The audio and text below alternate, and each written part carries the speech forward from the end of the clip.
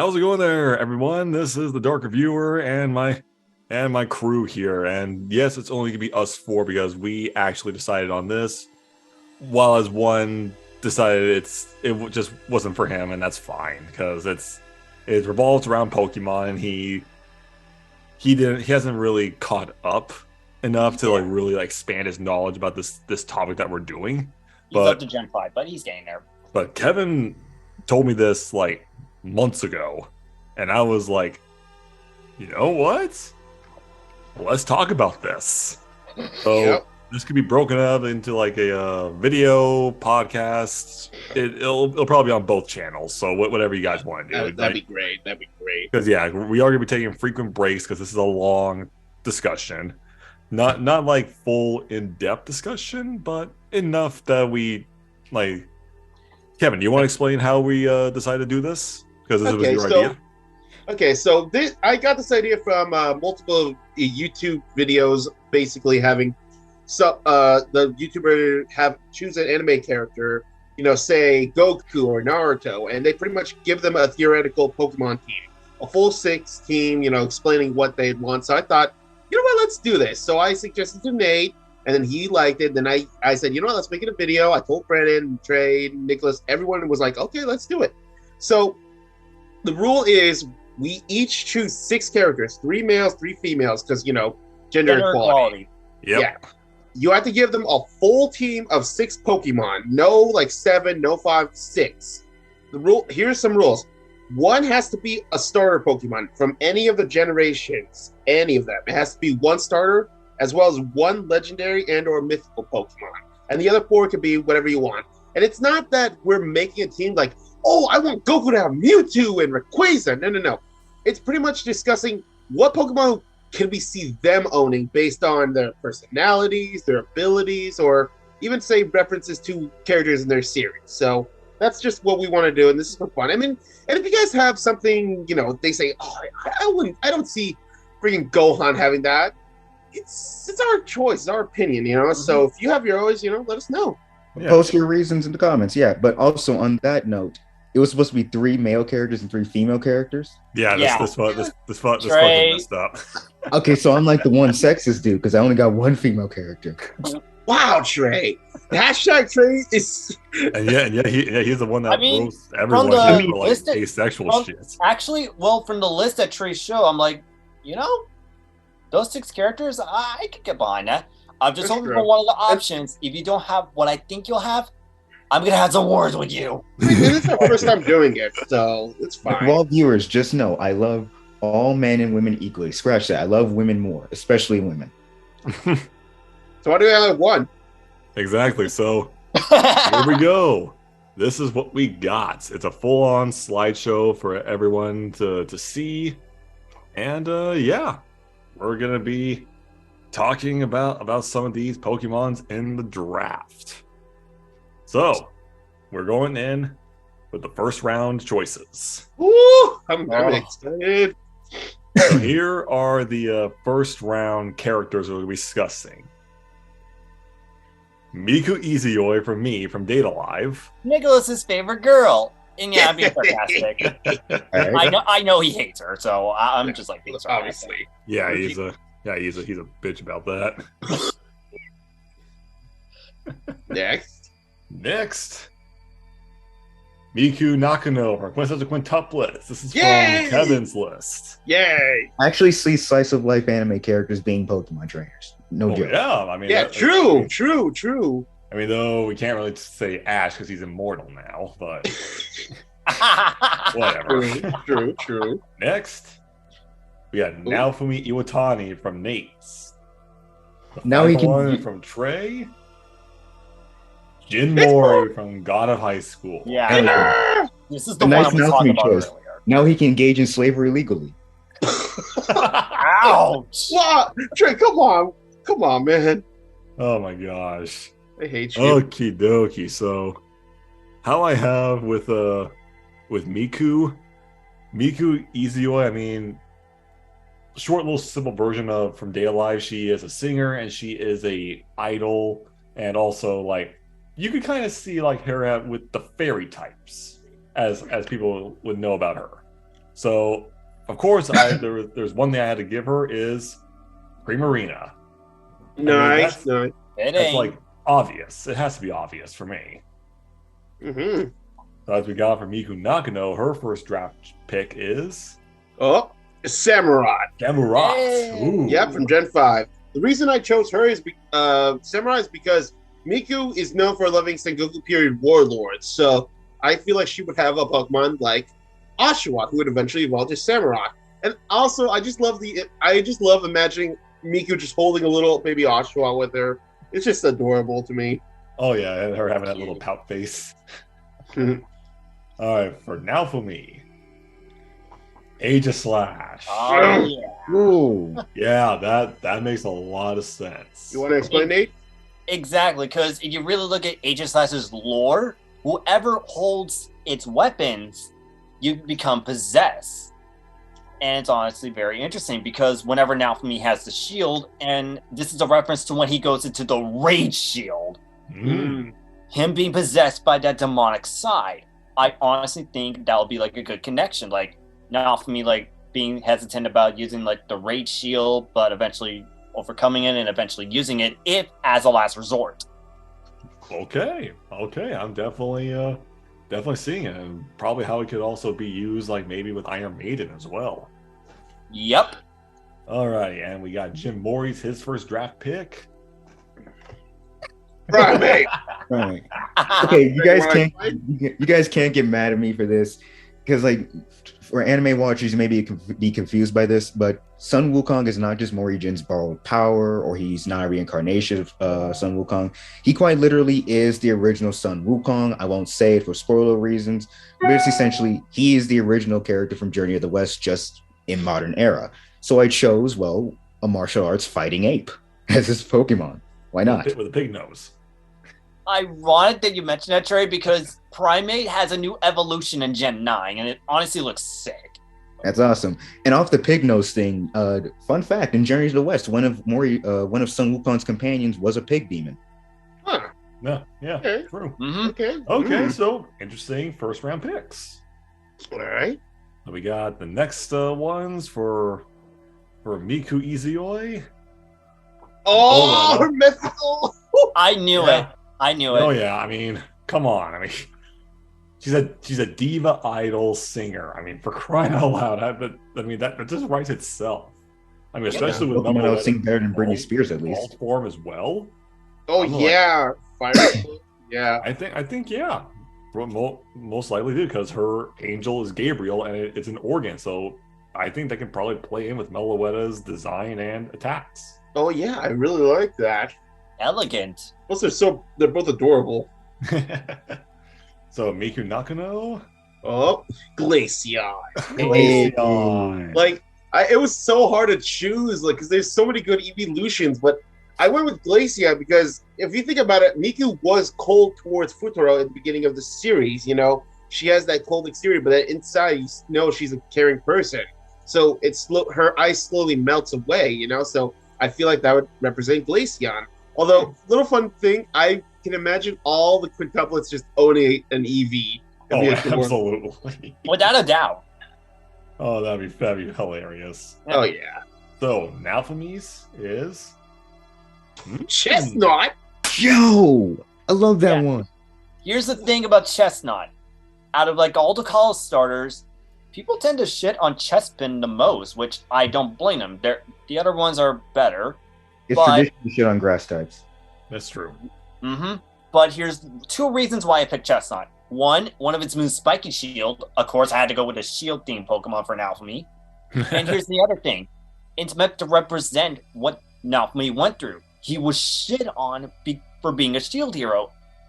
So I can imagine him and Chespin like going over that struggle, and when they become like fully evolved and all that, I can see them being like one of the most deadly forces in nature for being tanky and all that. Nature. Mm-hmm. Oh yeah, a little play on words there. Okay, but yeah, I'm thinking of seeing that a little bit.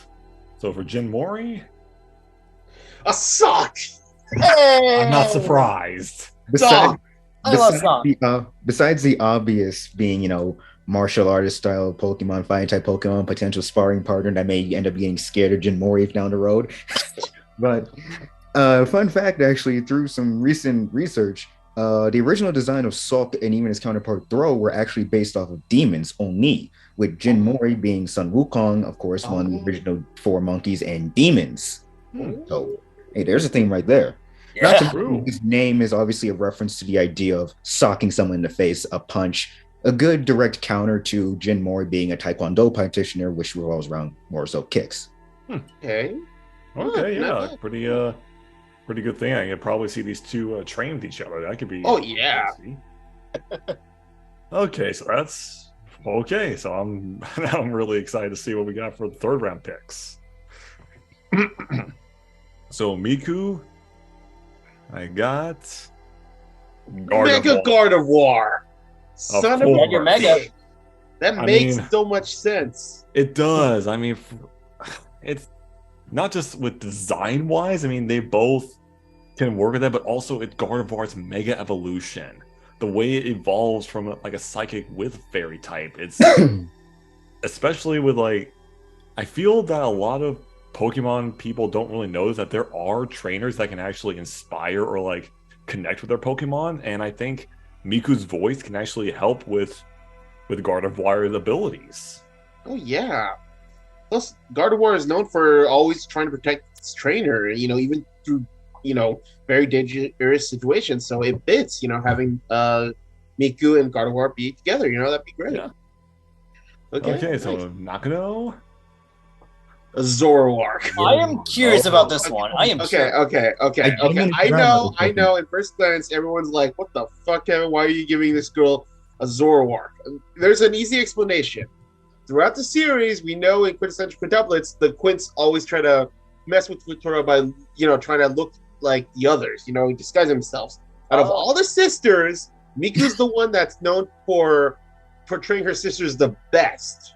She's actually, even against Ichika, who's the actress. So Zoroark kind of fits that theme. Plus, I can just imagine Miku kind of playing pranks with her Zoroark just as a little baby, just like messing with her sisters, and when it evolves, if she wants to skip out on tutoring, Zoroark just acts like her. I can imagine a funny thing as Zora. I can honestly see Zora like be a tease towards like Miku now, and it's just like transforming into her, like similar to like that Pokemon movie where Zora just transformed to Dawn. And oh yeah, that is true. But yeah, that's why I give her a Zoroark. Okay. I know. So it's now for me, he has Mega Lucario. Yeah.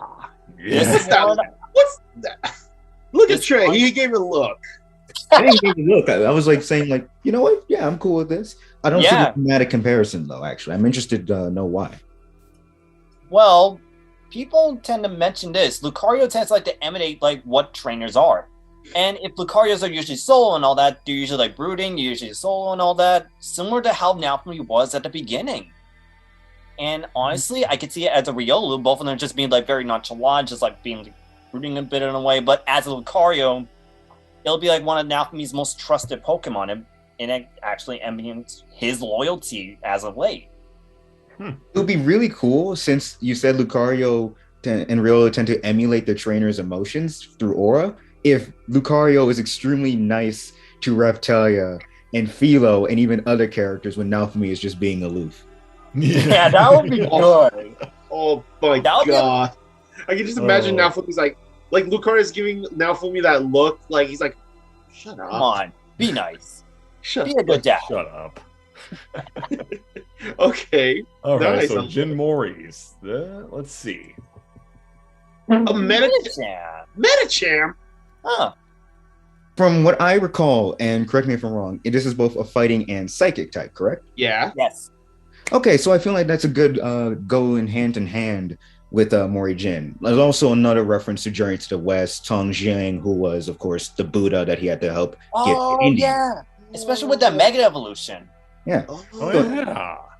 So while, of course, she may not be a pacifist like the original Buddha, at the very least, she could serve as a good dynamic, like the brains to Mori's brawn. Not to say that Mori's an idiot. He's surprisingly extremely intelligent, not just in fighting and academics. He's smart in both Dawei and Ymira, too. Yeah, but still, good foil to each other, good dynamic. Plus, she could give Mori headaches whenever he goes too far, like the original Tong Jiang. Oh yeah, that would be funny. It'd be funny, like if this happened in God of High School, like Mori's like sleeping in, Medichamp's right there, like psychic energy wakes him up. What was that for? I'm late. That's literally the equivalent at the beginning of Monsters Inc., where Mike Wazowski woke up solely with an air horn. Oh yeah. Oh, I like it, Trey. I respect Okay. So I think this is we're like halfway done with the first. Yeah, we are. First team. Okay. Alrighty. Okay. Only been like 5 minutes too. We're making good time. Yeah, I'm liking the options so far. All right. So I for think, Miku? if I remember correctly, this may be the legendary choice for me with Miku. I think I got, Xerneas. Xerneas. Hey, I love Xerneas. Fuck Yveltal. Jeez. So yeah, Xerneas. This one was really trying to figure out what to do with legendary for Miku, because not a lot of legendaries are fairy types, to be honest. Well, yeah. But, Xerneas, I think what really drew me into Xerneas was its elegance and its presence. So Miku always wants to put on a show, stand out, always try to be up front with Shido. So I feel with this, it could actually, maybe not for fighting, but maybe for concerts, it can actually be something that Miku can ride in and almost be something out of this world. Now I can imagine your Miku as a coordinator and just having Xerneas in a contest. That would be amazing. I hate Nate. What? Nate. Okay. For context, I private messaged Trey and said, I'm surprised you like Xerneas, because Xerneas hates fairy times. And Trey's like, I forgot it's a fairy type. God damn it. That's funny. So yeah, that's why I chose Xerneas. I like it, buddy. Respect. beautiful. All right, so Nakano. Lunala. Oh. Okay, you're really gonna have to explain this one. That's a good one, Yeah. but I am curious. Because I thought about this from Lunala. This is Lunala's final form. When she starts out as a Cosmog. Then she starts growing up. It's like Miku. In the beginning of the series, we see that she doesn't really care about something. She's the smartest of the sisters, but she doesn't feel like she can advance higher. But Futaro helps her grow, technically evolve, and she becomes a more competent person until she becomes her own person, like Lunala.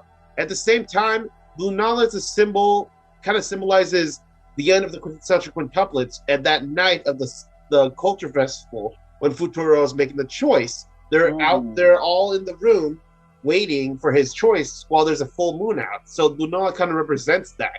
Represents like the choice, like who's he gonna be with, and I feel like Miku would have that. Plus I could just imagine Miku always like looking up at the sky, imagining Lunala.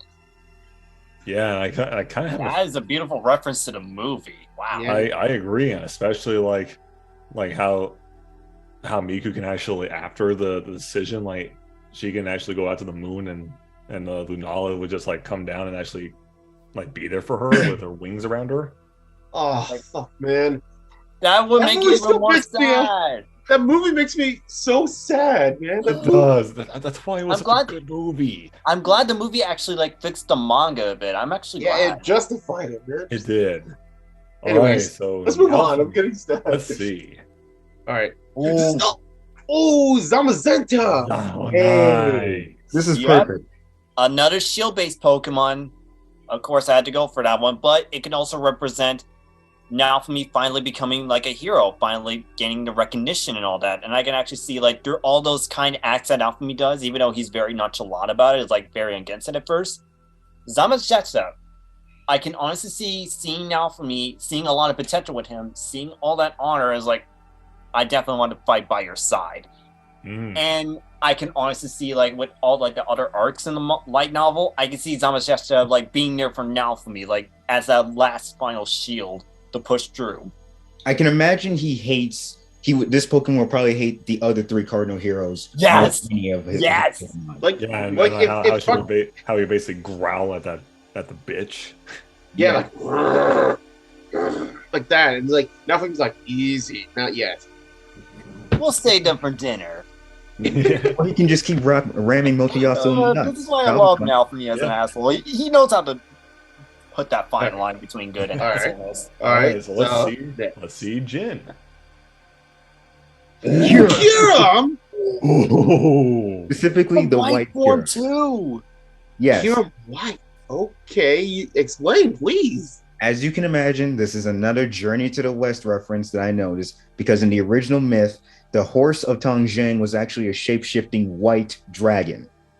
Oh, That's right. Yes. Not to mention, and okay, correct me if I'm wrong, because like my Pokemon lore and knowledge and like the types and stuff, it's a little iffy, but it's also a fire type too, right? In addition to being a dragon. Yeah, because Kyurem merges with Reshiram. With the DNA splicer. Oh yeah. Right. So in the myth, Mori, and also in the actual series itself of Gaba High School, he is pretty much immune to fire. So theoretically, Mori could just suicide bomb opponents and not be hurt at all when Kyurem blasts them with fire attacks. Oh God, Plus, I could imagine the damage. Plus, Kyurem represents that kind of whole balance thing between both the yin and yang aspect, the truth and ideal aspect between Reshiram and Kyurem. So therefore, this could be a metaphor of how Mori's always trying to achieve balance, but is always leaning towards one side over the other.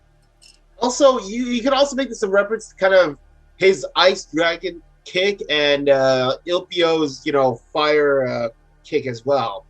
Think about it like that. Remember? Yeah. Oh damn! Now that actually makes a lot more sense. Yeah, it does. Okay. Anyways, wow. Really nice choices here. Especially with Trey realizing Xerneas is a fairy. I didn't ever think about that. I hate you. I lived in ignorance. All right, so let's see. Second to last one for Ezioi. Altaria. Ooh, Now- this is weird. Like this can work. I mean, Altaria. She's bubbly. It's fun. It wears its heart on its sleeve. I think that shows with Miku, especially when we see her growth from season 2 of Data Live and how she actually evolves into like this caring person. Granted, though, yes, her way of caring is a little bit iffy in some ways, but it's caring enough.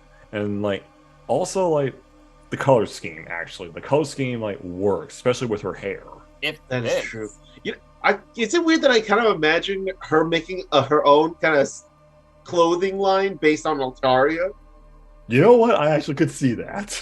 And Altaria's just right there. Has already done that with And like Altaria's right there blushing because she's so embarrassed. Come on, there are other Pokemon clothing. No need to be embarrassed. Yeah. All right. Wow. Okay.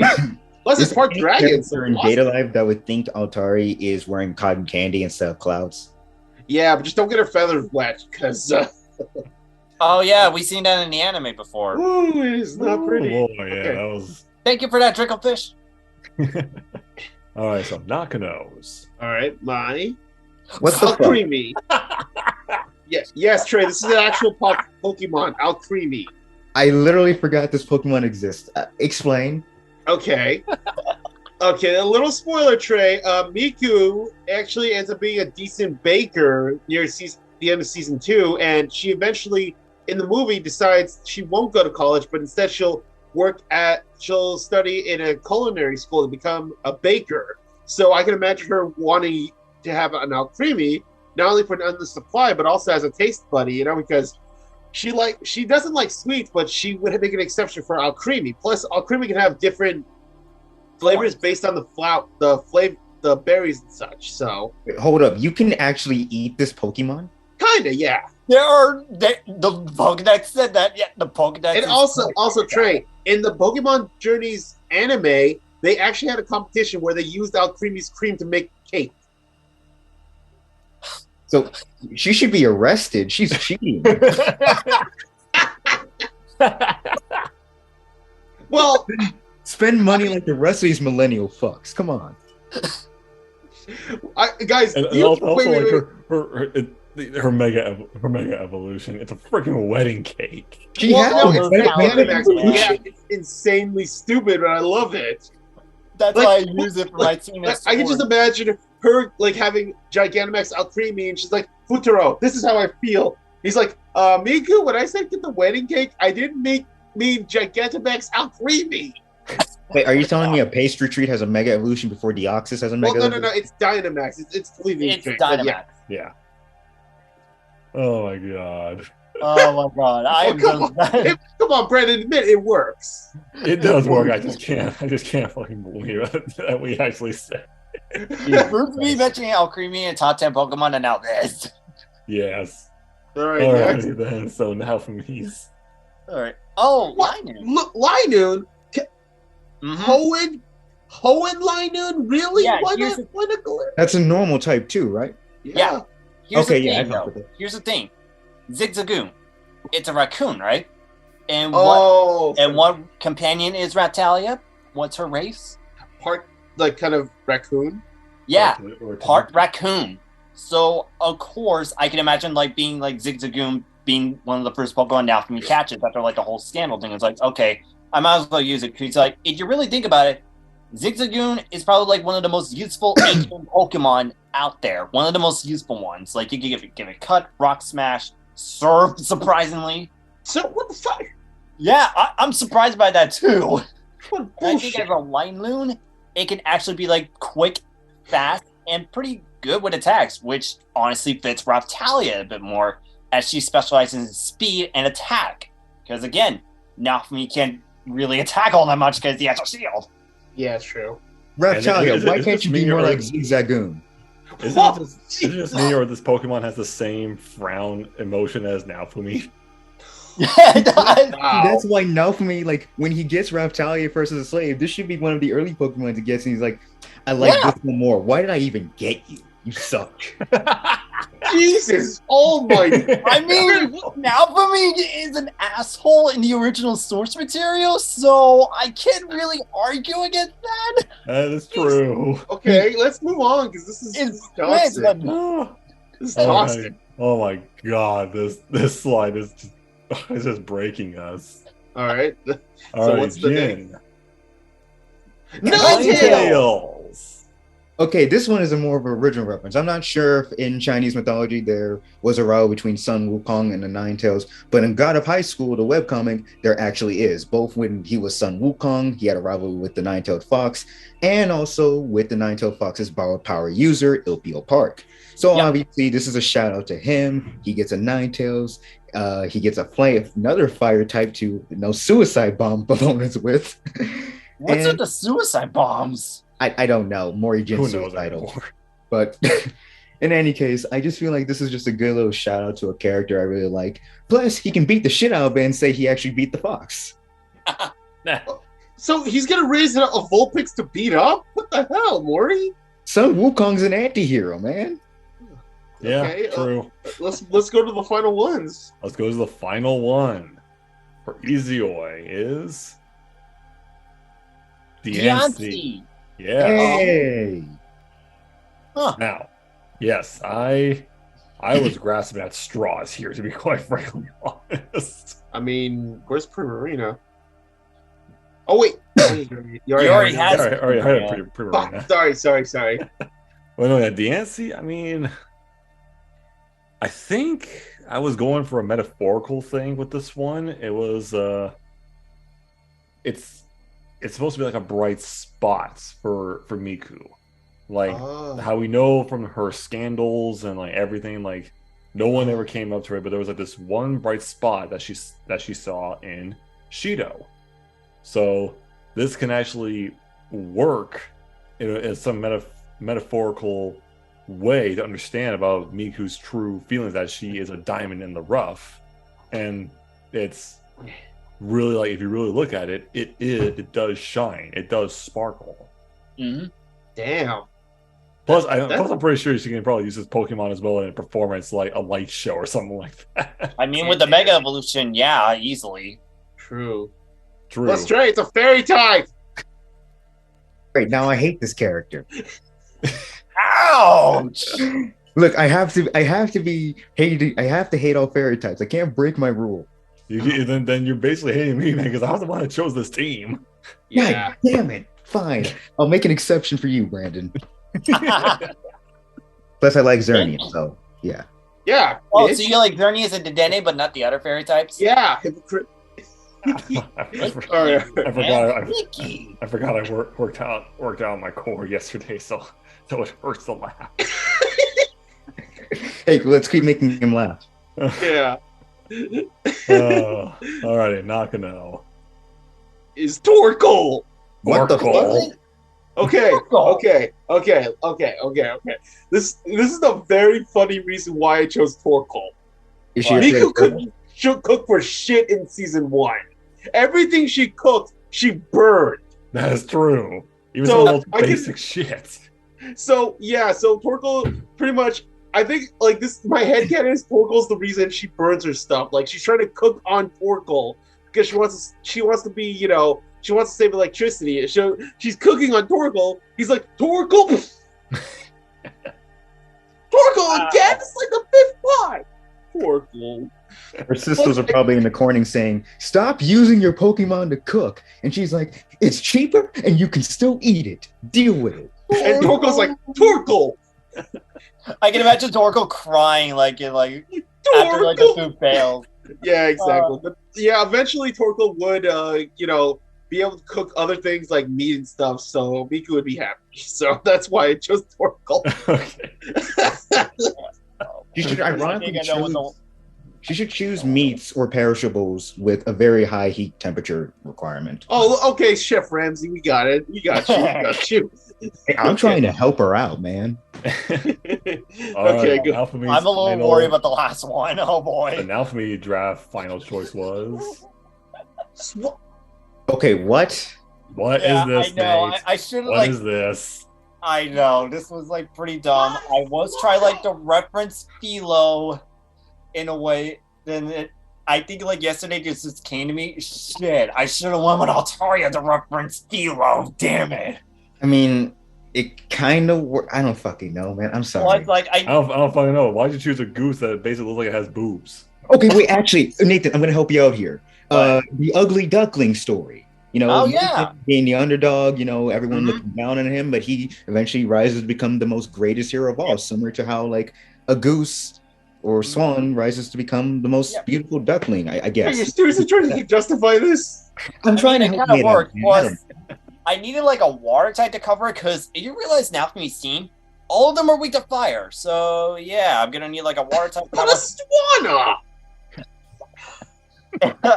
I can also imagine like a funny running guy, like you know how Philo always kicked the spirit hero. I can imagine Swanna like kind of like pecking him aggressively. You're just like, congratulations, you got beaten by a swan. Trey, can we just get the trays and end this? Because I'm still. Evan, was this worse than the Polito thing? Yes. It's wow, way worse. First person to piss people off, and not me. That's a first. Yeah. Okay, so I regretted that. So Jin Mori. Ebor. Why is Nate this? Because, dude, this is Mori Jin. He's Sun Wukong. Why didn't you give it? Exactly. Why did you go with Infernape, but you went with one of the worst fire starters? Are you kidding me? That's too on the nose because I already mentioned it earlier with Primeape. Mori Jin had a pig companion, Pigsy. It works. And plus, you saying he's one of the worst fire stars really works in his favor because in the original tales, Pigsy was like used pretty much as the Krillin of their story. You know, he'd go up against strong opponents, but then get his ass kicked because he's a cocky little bastard. So imagine he has like a cocky little Emboar that constantly needs to get knocked down a peg before he develops into an actual effective fire starter. Wow, Nate is really just... Nate just does not care. He's not hearing it. Okay. You disappoint me, Trey. You disappoint me. Wow. Wow. You know what? Hey, Overall- mine actually makes sense. Your goose thing, you fucked up. Yay! Torgal supremacy! Torgal supremacy! Okay. Wait, All right. Brandon, are you still in pain, Brandon? Ow. Ow. Ow. God damn it! Now he's annoying us. Yeah. Just like Goku. Ouch. Alrighty. So now we're on to round 2. Let's see what we got. Let's see if the characters are Hajime. We went from Naofumi to Hajime. Hajime Nagumo, Arfueta. Nice. This one was from me. Nice. And we got next Judor! Ooh. Ramaji, Labyrinth of Magic, and Adventures of Sinbad. The best villain ever. Nice. I like him. Next. Anti-villain. Let's go with anti-villain. Toka! From my list. Now, last but Mine's not least, Gohan. Son Gohan. Oh, Hey. just when we mentioned Goku too. Nice. All right, so I love that. Hajime is interesting because technically you can kind of go different ways with him. Like Yeah, I was exactly. leaning towards a little bit of a dark, but then I thought no, because of his arm and his ability for machinery. I went with the steel types. Okay. Nice. Ironic how I went with steel types for Naofumi and you went with steel types for Hajime. That is really Great good. minds think alike. Yeah, exactly. Oh. So They're both the same. Hajime's first draft choice. Lucario. Yes. I mean- the comparison. Easily, I have a shit ton I of could not Lucario's think- video. I'm calling it. I could not think to not give Hajime Lucario. I mean, like Nate said, it's like how it can reflect another person's personality with aura. Hajime's power technically revolves around aura and creation. Yep. So it actually kind of fits with Lucario, especially when he goes to his mega evolution. True. Plus, I can still see like Hajime's like Lucario, kick that dragon's ass. Ah, No. Better thing. Take that pole and shove it up that dragon's ass.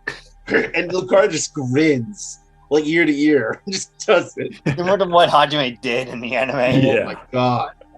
All right, next. Next. Judar. Judar, his first draft choice.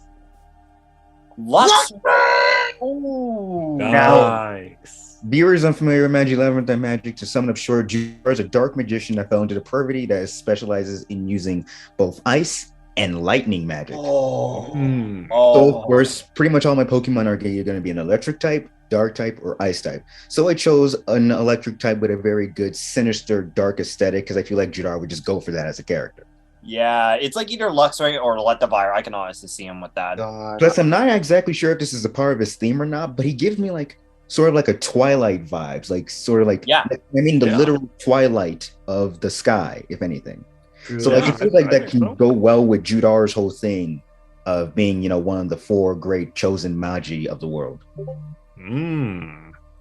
Nice. Okay, I'm actually liking it. Nice one. So let's see the draft one for Toka. Cinderace! Okay. Cinderace. Yeah, there were a lot of starters. I don't know which to go for Toka, but I think out of all of them, I need to capture one that actually captures Toka's character, because we all know Toka, when she actually becomes more settled, she becomes more hyperactive, she becomes a bit bubbly in a way. True. And That's yeah. If you really think about it, Score Bunny is exactly like that. It's very hyper and very active and all that. Plus, I did pick Cinderace for another funny reference. Remember when Toka just stomps on the car and broke that bridge with her Yep. foot? Yes. Yes. You I have can that- honestly see both Toka and Cinderace just stomping their foot down in anger, with a pound. I can honestly Dude, see it that. won't, But- it won't just break the bridge. It'll cause a freaking crater. yeah, all because they didn't get hit pats. Yeah, true. I And feel like also, I mean, Cinderace's ears and Toka's ribbons. true. That's I'm adorable. like, okay, Toka, don't be Blake. You don't have ears underneath the ribbon. Yeah. True. All right. All right, That's so cute, though. best boy Gohan. Yeah. Well, my Let's best see. boy Strunks, but yeah. Yeah. Eat drink. This is what you should have done for Morty. Yeah. You should have done that. No, we've been two on the nose. No, fuck All that. right. Obviously, because Goku, Gohan, they're kind of references to Journey of the West. Son Wukong. So since Goku's not here, I decided, you know what? I feel like his son would have an Infernape. Imagine him finding a Chimchar. It's wounded, it's scared, so he starts raising it. They both become martial artists together. While Goku's not around. Because he's a neglectful father. So he needs someone to play with. So we have freaking Infernape. I just feel like they'd be really cool for each other. Plus, if Gohan goes Super Saiyan and Infernape uses Blaze, shit That happens. would look awesome. I can honestly. Instead of Super Saiyan, Beast Mode. Ooh, Oh. I can Blaze. honestly imagine. Beast I can Blaze honestly mode. Oh, that scene would be so fucking. Oh. Beautiful. Plus, I can imagine as a kid and seeing Chimchar. I can honestly imagine. Remember when Piccolo took Gohan and went to train during that time when Goku was dead after being Raditz? Yeah. I can honestly see Chimchar and Gohan just playing around around Piccolo and all that, and Chimchar just Oh my god, I to can see Piccolo that. in a He's cute like- way. That will be He's like, knock it off. Okay. and And of course Piccolo the- just grudgingly accepts it. Imagine Chimchar's the one that dodges, but Gohan can't. Ah, All right. It pretty let's much move did on. what Paul, the opposite of what Paul does. with Good Chimchar. starting off in the second round with these characters. Yay. All right. Thank you. Round 2 for the draft for Hajime. I gave him Garchomp. Woo! Yeah. Woo! nice. I mean, come on. This Basuto legendary fits. Especially when Hajime goes freaking beast mode. Oh yeah. Especially how I learned in the manga, he actually does. How his arm has that armor because he lost his arm. Yeah. Yep. He actually can make a full suit out of that. Woo! Sweet. And just- I was wondering, why only that arm? You gotta make a full suit. Yeah, well, still, but just I could so imagine him literally just getting stronger by even training with Garchomp. I mean, again, and also as a dragon type. Yeah, true. I can imagine, as a Gibble, it's just nibbling on the stuff that Hajime wants to experiment on, and Hajime's like, "Hey, I told you not to bite that thing," and Gibble just bite its arm. Yeah. And since it's metal, he can't do anything. You just see she is do I need to be concerned about that? He's like, just leave him. I can just fix it. And even I'm sure Tio would I even never not got a chance to do that. Jesus Christ. All All right, right. but yeah, I mean, come on, I had to give Hajime Garchomp. No, Respect. that makes sense. All right. What about Judah? Judar. Darkrai. Yes. I love that. It should be fairly obvious why I chose Darkrai for Judar, a dark type that has the ability to create nightmares and a representation of demonic nightmares in itself. And Judar essentially living out a living nightmare, being one of the few dark Magi that fell into depravity because of the bitch ass secret order. Fuck those guys. Oh yeah. Anyways, still though, I feel like this would be a good Pokemon when Judar was at the height of his villainy, maybe during the Cold Empire arc, just spreading chaos and disarray across the whole battlefield, or even during his fight with Aladdin and Alibaba there. That would be a very interesting dynamic to see. If there is a Pokemon that would engage in Judar's, villainy the most, it would probably be this Pokemon. True. Agreed. And also Oh. facts. Yes. Alrighty, let's see. Did we got another Basuto legendary or legendary for Toka? Let's see. Gardevoir. Gardevoir. Yeah, of course, Toga's code name is Princess, right? And Brandon was the one that helped me out with the typing because I honestly didn't know what type to give Toka because her element we didn't know what it is. But I went with a fairy type for that specific reason. You're Plus, welcome. like with her battle form, it can look elegant and it can look very powerful.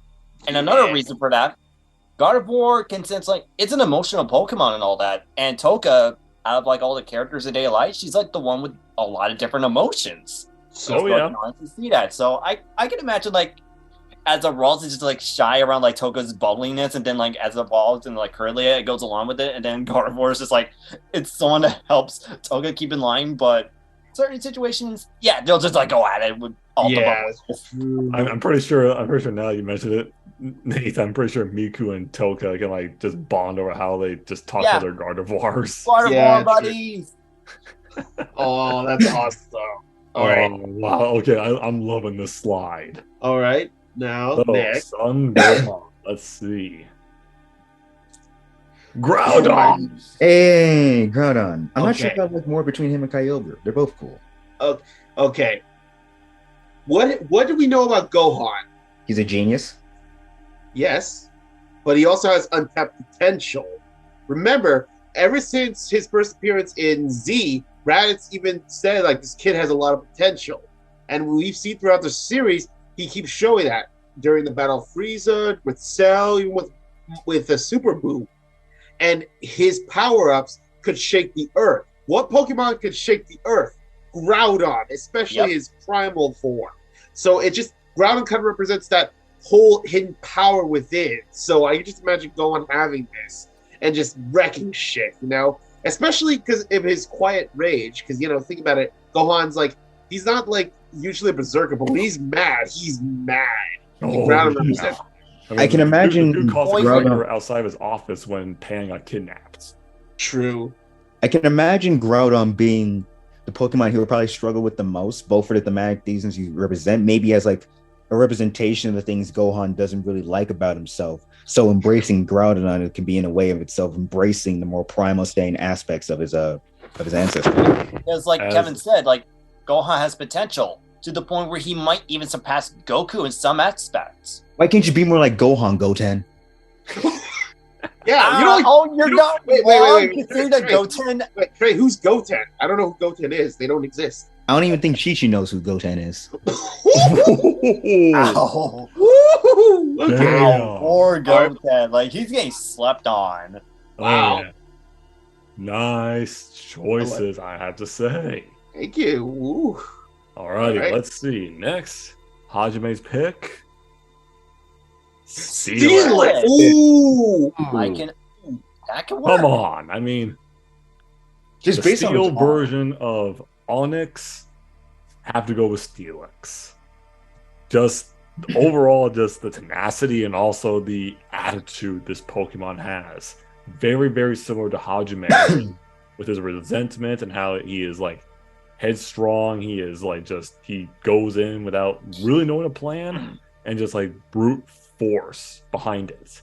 Both of these guys have so much potential in just overwhelming power, which is so much why it's like they're so strong. Like Steel, they have to have been basically a master in its owner for Pokemon is Steelix. Gotcha. The other Pokemon must hate Steelix for encouraging that headstrong behavior. Yeah. Why can't we plan shit, man? Screw planning shit. I got Steelix. So I mean, I can really like just see like Hajime just sitting in the back, just sitting down, and enemies coming to like, let's see what you got. Sends out a giant steel snake. Steelix rolls up and like just peers over Hajime's shoulder. So a snake? Stop it! Ooh, all right, Judar, you got what you getting. Glaceon. I said he's a practitioner of ice magic in and of itself. Okay, I get that, but I'm trying to understand why of all the ice types, Glaceon. Like I like Glaceon. Here's the thing. I wanted to give a character an Eevee type, but I noticed none of the other characters I had a type that would really fit an Eevee type like that. So I wanted to give Judar Glaceon. I already have another dark type besides Darkrai for Judar. But in any case, Glaceon, not only through some research, this is something I didn't realize myself. I think the Japanese name of Glaceon is actually derived from one of the elite four of their respective region. And of course, Judar being one of the four Magi of Magi, I mean, hey, four, death comes in four. That's a good connection. Yeah. Plus, I feel like this is a good little, like, it's pretty fucking jarring to see someone as psychopathic as Judar with something as adorable and almost harmless as Glaceon. Like, imagine Judar sending out Glaceon and other people are like, what the fuck is this? And Glaceon just turns people into icicles. It'll be like in that one anime where one of May's rival has like a Wigglytuff, and that Wigglytuff has that sinister look. It's like, oh shit, that Wigglytuff ain't normal. I hate Harley. Fuck You're Harley. not the only one. He's like, okay, get this gay catcher guy out of there. Oh, So yeah, this would evoke the same feeling. Like something so adorable is actually a silent killer that will freeze you to death. Plus, it's Magi. It's weird and obscure all the freaking time. True. Okay, so what's Okay.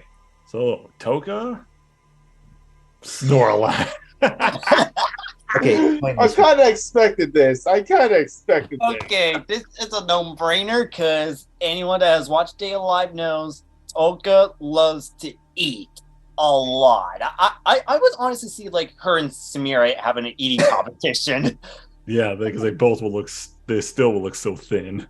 Wait, no, Yeah, like- imagine this. Snorlax keeps eating all of her food before she can have a bite. Oh, and then it causes spatial quakes because Toka's mad. And Toka would just like steal Snorlax's spoon, and Snorlax would get mad. Oh my like- god. And another reason why I picked Snorlax. Snorlax is one of the strongest normal types out there. And Toka is pretty powerful in that regard. So I can imagine Snorlax being one of her more powerful, heavy hitters. I mean, we saw Ash's Snorlax fought one of the Battle Frontiers. Yeah. Though, I but love didn't Snorlax. also get one punched by Scizor?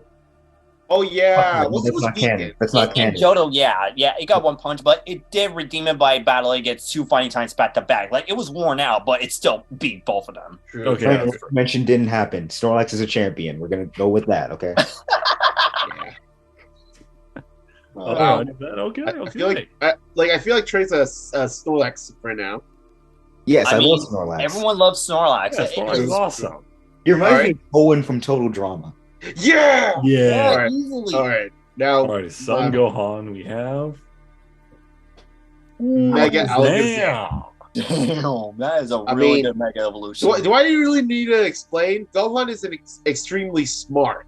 Remember, he even got in high school through an entrance exam, getting 100%. So I feel like Alakazam kind of represents his intellect. You know, like I can imagine, you know, like Abra. Abra is a shy little Pokemon. You know, it's smart, but it's shy, like Gohan. And you know, as they grow up, they become a lot more intelligent. So when it's an Alakazam, you know, it matches Gohan's intelligence. You know, plus I can imagine Alakazam also like using psychic powers to play with Pan, just like Plus, also, I mean, Ki in Dragon Ball can also be like telekinesis.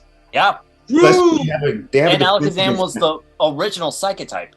and they have a defense against magic through Alakazam too. Also, funny idea to pitch. Alakazam is the only Pokemon on Chi-Chi's side. Whenever Goku tries to get Go on the train, it just summons a rock and throws at him, telling him to get the fuck out. I would love that. I would love Like- that. It's just like, where do you think you're going? You promised to spend family time. Be with your family.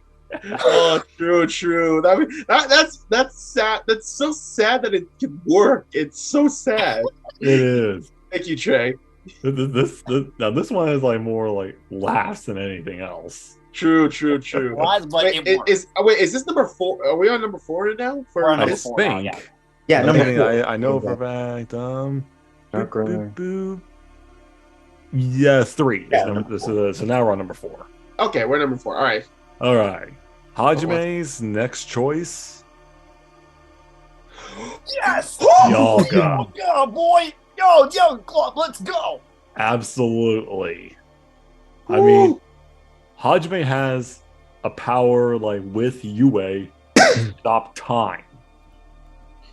What other Pokemon can be but Dialga, who can literally control all of time? I'm Okay. pretty sure people will say Celebi, but honestly, Dialga fits. Yeah, Hajime Dialga's better. like unlike Celebi, Dialga is a monster. I mean, Yeah. Dialga's not Palkia, but he has time power, so I guess he has to settle for Dialga. Dialga's better than okay, Palkia, Trey. Fight me. Bullshit, right? That's why on a lot of video game quizzes, that's why they have Dialga's cry than Palkia. Yeah. Wow. Stay back. That's karma. I love this video so much. My gosh, but yeah, I think what's going to be so freaking nice is Hajime on Dialga's back. And just like him just summoning something out of the sky. Dialga just stops time and he'll just literally just use like a railgun or the drill he did in the first season. Oh my god, I would love to see this. That's why I had to give him Dialga. So, Judar? Who do we have for Judar? Greninja! Now, I know I had to have one starter, and thankfully Greninja happened to be the only starter with a dark type. So No, Incineroar. Incineroar. Oh. Well, fire wouldn't have really worked. Plus water, ice kind of go hand in hand. True. Yep. Yeah, but still. It's fair. Plus, I feel like I'm talking about like how Pokemon can be foils to characters. I feel like Greninja would be a Pokemon that would be the most disapproving of Judar's ways, not because of how evil it is, but because Judar doesn't know the single concept of stealth. Like, can you imagine at the beginning of the series when he goes to attack the main trio and Sinbad, and Greninja's back, like, what the fuck? Why did you do this? No. Funny thing. I can imagine like Greninja using its tongue to stop Judar from like doing anything reckless. Like, I told you not to do that. We had to train all over again. But yeah, no, this would be a good Pokemon for like silent killing, even though Judar prefers to go loud and proud. It could really work for the Co-Empire arc too. Oh, yeah.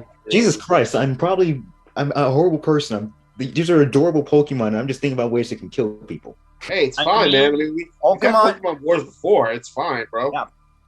Wow. Okay. So Toka. Who she get? What the fuck? What the fuck is this, Nate? Okay, seriously, you cannot get the fuck on me for Ember anymore. What the fuck? Hey, I like Slurpuff. I see Slurpuff being used in battles before, so it works. It's Plus, I need another fairy type. And Brandon, I'm pretty sure you know about this. You told me not to use Alcremie, right? So I had to use like another like food. No, I told you if you use Alcremie, I swear to God I would murder you. Of course, he's like, all right, better go with like a different fairy type that's like food based. So Slurpuff. Plus, if you really think about it, Toka can actually cook and all that. Like, she's actually a pretty decent cook. So I can imagine like Slurpuff helping her with like all the cooking and all that. Since Slurpuff has a really good sense of smell, it can actually like pick up all. I would have rather that bitch ass Sylveon over this. What the hell is your deal with not liking Sylveon? Fairy type cannot beat dragon types. That makes no fucking sense. Fuck that. Yeah, you know what, Trent? Fine. In my story, Izuku's going to use his Sylveon to beat Katsuki's Hydreigon. How about that? That is some bull.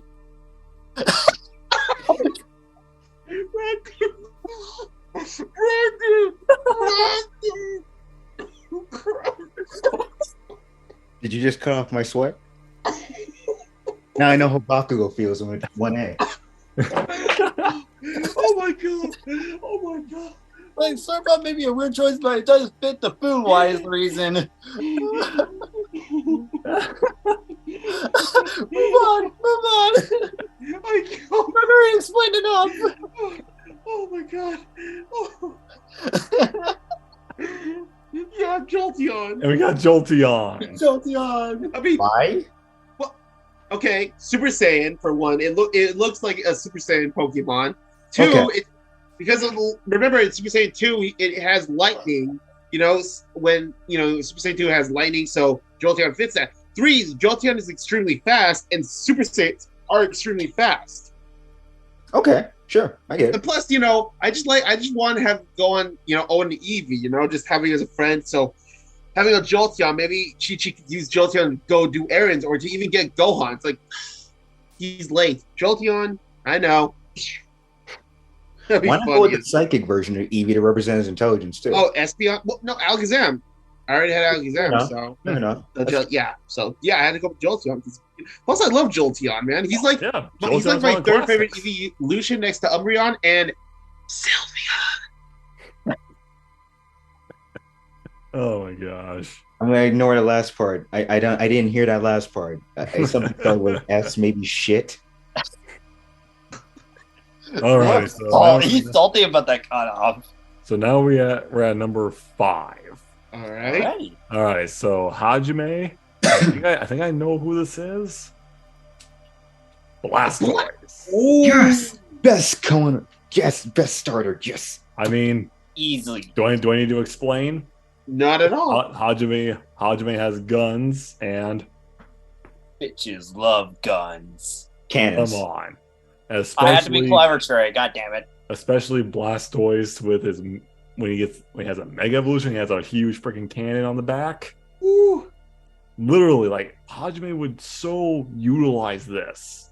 I mean, You can even mimic the the guy buzz summons like a backpack. freaking artillery rail guns for out of thin air. Yeah.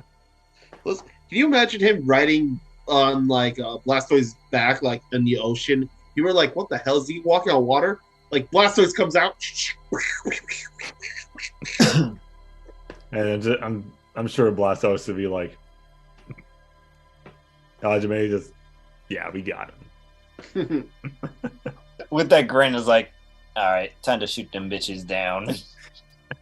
All right, Judars. Glalie, huh? Mega Gla- Ooh. I mean, it's better than base Glalie. I'll give it that. Now, I feel like this goes not only just into the ice factor of it, but also its aesthetic factor, similar to Jolteon. It's literally a human fucking skull. Come on. It is. Oh. Like Yeah. like, are you telling me Judar would not want to have a Pokemon that looks like a giant human skull saying, "Hey, you see this? That's what I'm gonna pull out of your head." Yeah, Wow. honestly, yeah, You would totally do that. easily. So Okay, yeah, okay. short, sweet, creepy ass ice Pokemon. Yeah. Yeah, I definitely agree. I mean, it fits Judar. True. So, Tokas? Zacian. This makes sense. That does make sense. Exactly, because, well, I need to go with a steel type Pokemon. Well, this is one of the two. Zacian, it's a sword based Pokemon, and Toka, again, is all about like powerful and strength, and it can actually represent like nobility in a way. Because, like, even though Toka does get jealous whenever Shido interacts with another girl, she is very noble, she's very loyal. And I could see Zacian seeing that in Toka and being like one of the most loyal Pokemon. True. And plus, I can imagine like Toka just holding up like the bread that she ate on the first date, holding out to Zacian, and Zacian is just sniffing. It's like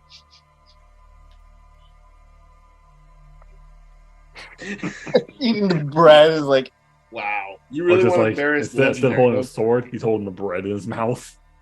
Like, wait, Zacian, where's your sword? Hmm? He doesn't know. It's Like, a sword. It's a bread sword. God damn it, Nate. You're Oh ruining my Pokemon. Hey, I had to be humorous somehow, and if Alright. it works. All right, now from Gohan. His Yeah, next Gohan? Primate. Primate. Wait, Kevin, you're stealing my thing. Shut the fuck up. All right. Well, like it makes sense because remember, Primeape is like a very, very ruthless Pokemon when he's mad, and who's powerful when he's mad? Gohan. So it kind of makes sense. You know, I can imagine him as like a playful Mankey with Gohan. Then when he grows up with a Primeape, he just tries to push Gohan to his limit, and you know, whenever Primeape gets mad, Gohan has to actually fight, so he has to keep up with his training. I feel like Primeape would be the one Pokemon pissed off that Gohan became a scholar. Exactly. Plus, for some reason, I could also imagine like Primeape also attacking Goku for like trying like to sneak away from family things. It's like similar to how Mankey beat the shit out of Ash for the hat. Oh, yeah. That's fair. If you're gonna train, you're gonna do it with Gohan. Fuck Chi-Chi though. Alrighty, so this Come on, will be the Primeape will last hate you. one for round 2. So for Hajime, he got Skarmory. Ooh, that is an Nice. underrated steel type. absolutely. I mean, plus its aerodynamic design. I mean, just it's awesome. I mean, it's like this thing can technically be used like how Hajime normally he would go like headstrong, head first into a fight. Skarmory would technically it would work in his favor to be like an assassin, to technically like get the jump on somebody, like how like we see him in season 1 and season 2. We see him like go balls out towards the end of the fights, while as Skarmory would be like if Skarmory was in that last fight in season 1, we would actually see like that caster was trying to cast a spell, but like, why is my arm gone?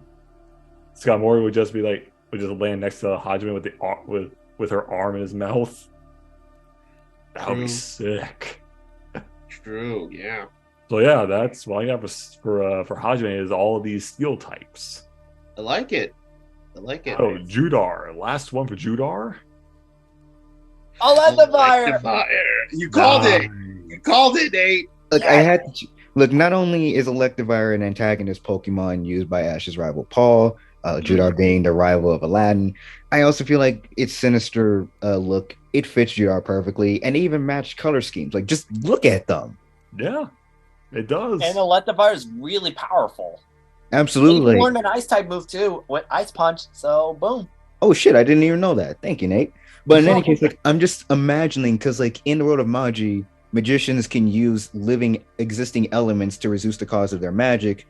So imagine like in the Co-Empire arc, there's a moment where Judar creates like a giant lightning death ball to blow up an island with all the main characters on it. So imagine Electivire just being there, just helping produce the electricity to make it even bigger. That would be terrifying. Yeah, it would. Damn. Okay. Nice. All right. Nice choices for Judar. Another thing. Judar's lightning is black after he fell into depravity. Electivire with black lightning. Come on. No, okay. I approve. I like. Alrighty, so nice choices for Judar. Mm-hmm. Oh, some of them a little bit weird, but hey, it works. Mm-hmm. So Toka. Oh yeah, King Gambit. The evolved form of Bisharp. Yep. All right. Now, this was like a bit of an interesting case because I need to find a Pokemon that is a dark type and can also fit Toka's inverse form. You can remember the inverse form for like a spirit, it could be a bit dark. It could be the total opposite. And what's the total opposite of Toka's bubbliness? Darkness, strictness, and seriousness. And I think out of all the Pokemon, I think King Gambit actually fits that bill as well. Plus, even with the shiny form that Bisharp and King Gambit has, the color scheme works. Okay. Plus, that little city position, not gonna lie, I can imagine, like, remember in season 4 where Toka inverse form came in and she's like sitting on Shido? Oh. I can imagine, like, King Gambit just like looking at Toka and just like walks up and then gets in that city position that you see right there. It just gives him like a solid nod. It's like, respect. Right. This is how you do it. Okay. Okay. Good way to wrap up that for Toka. All right. So last one for Gohan. Goodra! Okay. I like Goodra, but how does they... Okay. Goodra, or to an extent, Gumi is considered the weakest dragon type. Yeah. And Gohan, remember, he was considered weak because he's a kid. However, Gumi has a lot of potential, like Gohan. So the more he grows, the more he gets stronger until eventually he reaches kind of Goodra's level. At first, you think, oh, Goodra's nice. Goodra is a very caring Pokemon. However, when they get serious, that's when it gets dangerous. It's like Gohan. So I feel like Goodra would be like that. It's a soft giant like Gohan. Plus, I can just imagine Goodra just playing with Pan all the time, and in the end, Pan comes to her daddy like covered in slime, and he's like, not again.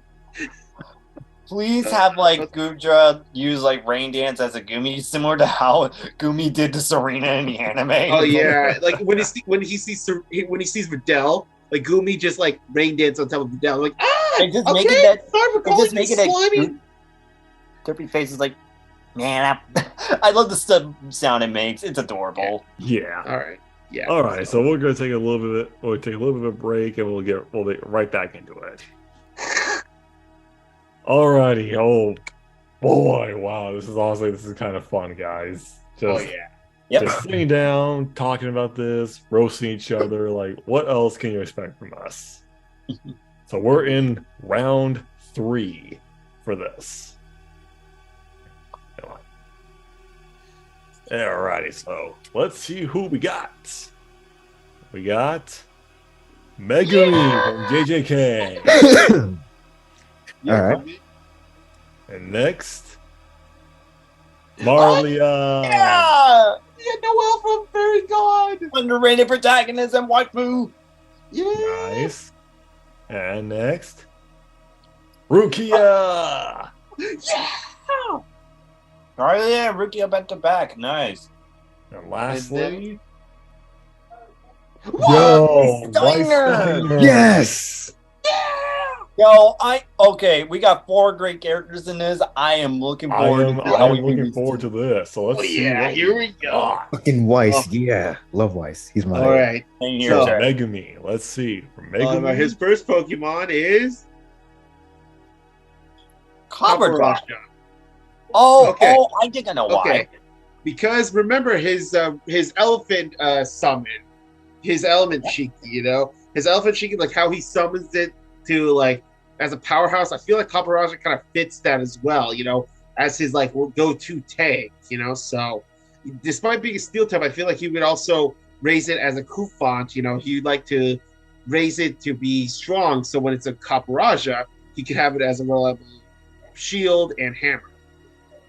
Yeah, I can either see that Pokemon or Donphan for that. Either one can work. Yeah. All right. I don't know what what the about villain is, but I'll take your word for it. Marlia? True. Alrighty. So, Marlia, let's see. Volcarona! Oh! I love Volcarona. Yeah, It's underrated. Yeah, it is. It really is. Plus, I did this as a bit of a reference to Marlia's fairy in a way. Oh. Yeah, because you remember, it's all about like magma and all that, and it's like heated and all that. And I did this as another reference as like a symbol of like light and hope at the end of the line, because Marlia, after the incident, she was still hopeful that she could find Veronica and all that. And I can honestly see that as a bit of like a resemblance. Oh. Plus, another reference I did, Larvesta, it's seen as weak. It's seen as like disregarded. And Marlia is seen as like someone that is like useless and cursed. So I can honestly see this as like being like one of her first 2 Pokemon. True. And it can actually resembles that. Okay. You know what's funny, Trey? I'm gonna give Izuku this Pokemon in my story. Aww. And I actually point out that symbolism better, and I blew Kevin's mind with it. I know. I'm like, no. All right, but let's see Rukia. Alright, Rukia, I mean, Curious. come on. You know the type I had to give her, which is true. ice. So, So, what's your Pokemon? Glaceon! Glaceon. 3 times we have Wait. Glaceon. 3 times? Did we have 3 guys? Did we just Brandon, Trey? Did we just have a triple mental league with Glaceon? Yes, I we had did. Glaceon. Who else had Glaceon? You I had had Glaceon, me Kevin? and now Brandon. Yeah, Wait, high five, my brothers. Nate, you need a Glaceon now. Unfortunately, the ones I have, they don't have a Glaceon. Wow, Unfortunately. disappointing. I mean, what more can I say with Glaceon being with Rukia? Just absolutely adorable. And this, especially, I think the best way to meet Glaceon is when she's like doodling Cappy the bunny, and then she looks and sees Glaceon. And Glaceon just gives me that. I better see a bunny Pokemon reference to Cappy. True, Oh, true. I had to give Rukia Glaceon. Yeah, I love Glaceon. So, All right, Weiss. now it's Trey's turn. Genesect. Nice. Oh, that's Yes, so Trey. Yes to that. Yes. Look, Weiss, honestly, despite him having a theme for himself, it was kind of hard trying to choose sci-fi-esque Pokemon, if anything. Thankfully, Genesect exists. It's also a Steel-type Pokemon, so that's really cool. Plus, Shiki's afraid of bugs. It's also a bug type. So now he has a Pokemon to terrorize the living shit of Shiki with. But in any case, though, I like it because of its I chose it not only for its sci-fi aesthetic, but the literal cannon on its back that Weiss would definitely utilize to its fullest. I'm wondering because it's part techno organic, that if Weiss's powers would be able to interact with it in any kind of way. That's what I'm curious It about. might. Maybe. Yeah. Plus, I can honestly see like both Genesis and Weiss using like the Arsenal thing and firing both blasts like with the Arsenal cannon and all that. Mm-hmm. Except unlike Weiss, it doesn't immediately lose all its power after using its attack. So hey, It doesn't strip him naked. Plus, a fun fact, Trey, you can actually enter certain drives in Genesect, so its a cannon can have different elements like fire, ice, electric. So Yeah. that would definitely be a good versatility tool for him. Yeah, Definitely help his persona as Arsenal. hey, wow. That All Pokemon right. Wow, honestly okay, fits. really interesting first styles. Let's see. All right. Next. Next for my boy Megami. Megami He's getting Greninja. Ninja. Again? It makes sense because remember, he's able to get some of those frogs during his battle against Toro and later on in other events. So of course he's gonna get something based on frog. And I thought his starter should be Greninja. Plus Greninja is a dark type, and Megami, his abilities focus in the shadows and the darkness. So I could see him having a Froakie that eventually becomes a Greninja. Plus, they can both be very stealthy, both deadly, fast, quick strikes. And plus, I can just imagine, like, if Megami's being kind of mean to, like, his sister, Greninja just smacks him with the tongues, like, nice. Or as a Foggy just throws all that frubbles at him and is like, covering Megaby's face. Oh It's yeah. Like, damn it, Froakie, knock it off. Yeah, Okay. exactly. Okay. That honestly, that would be kind of funny. True. So Marlia.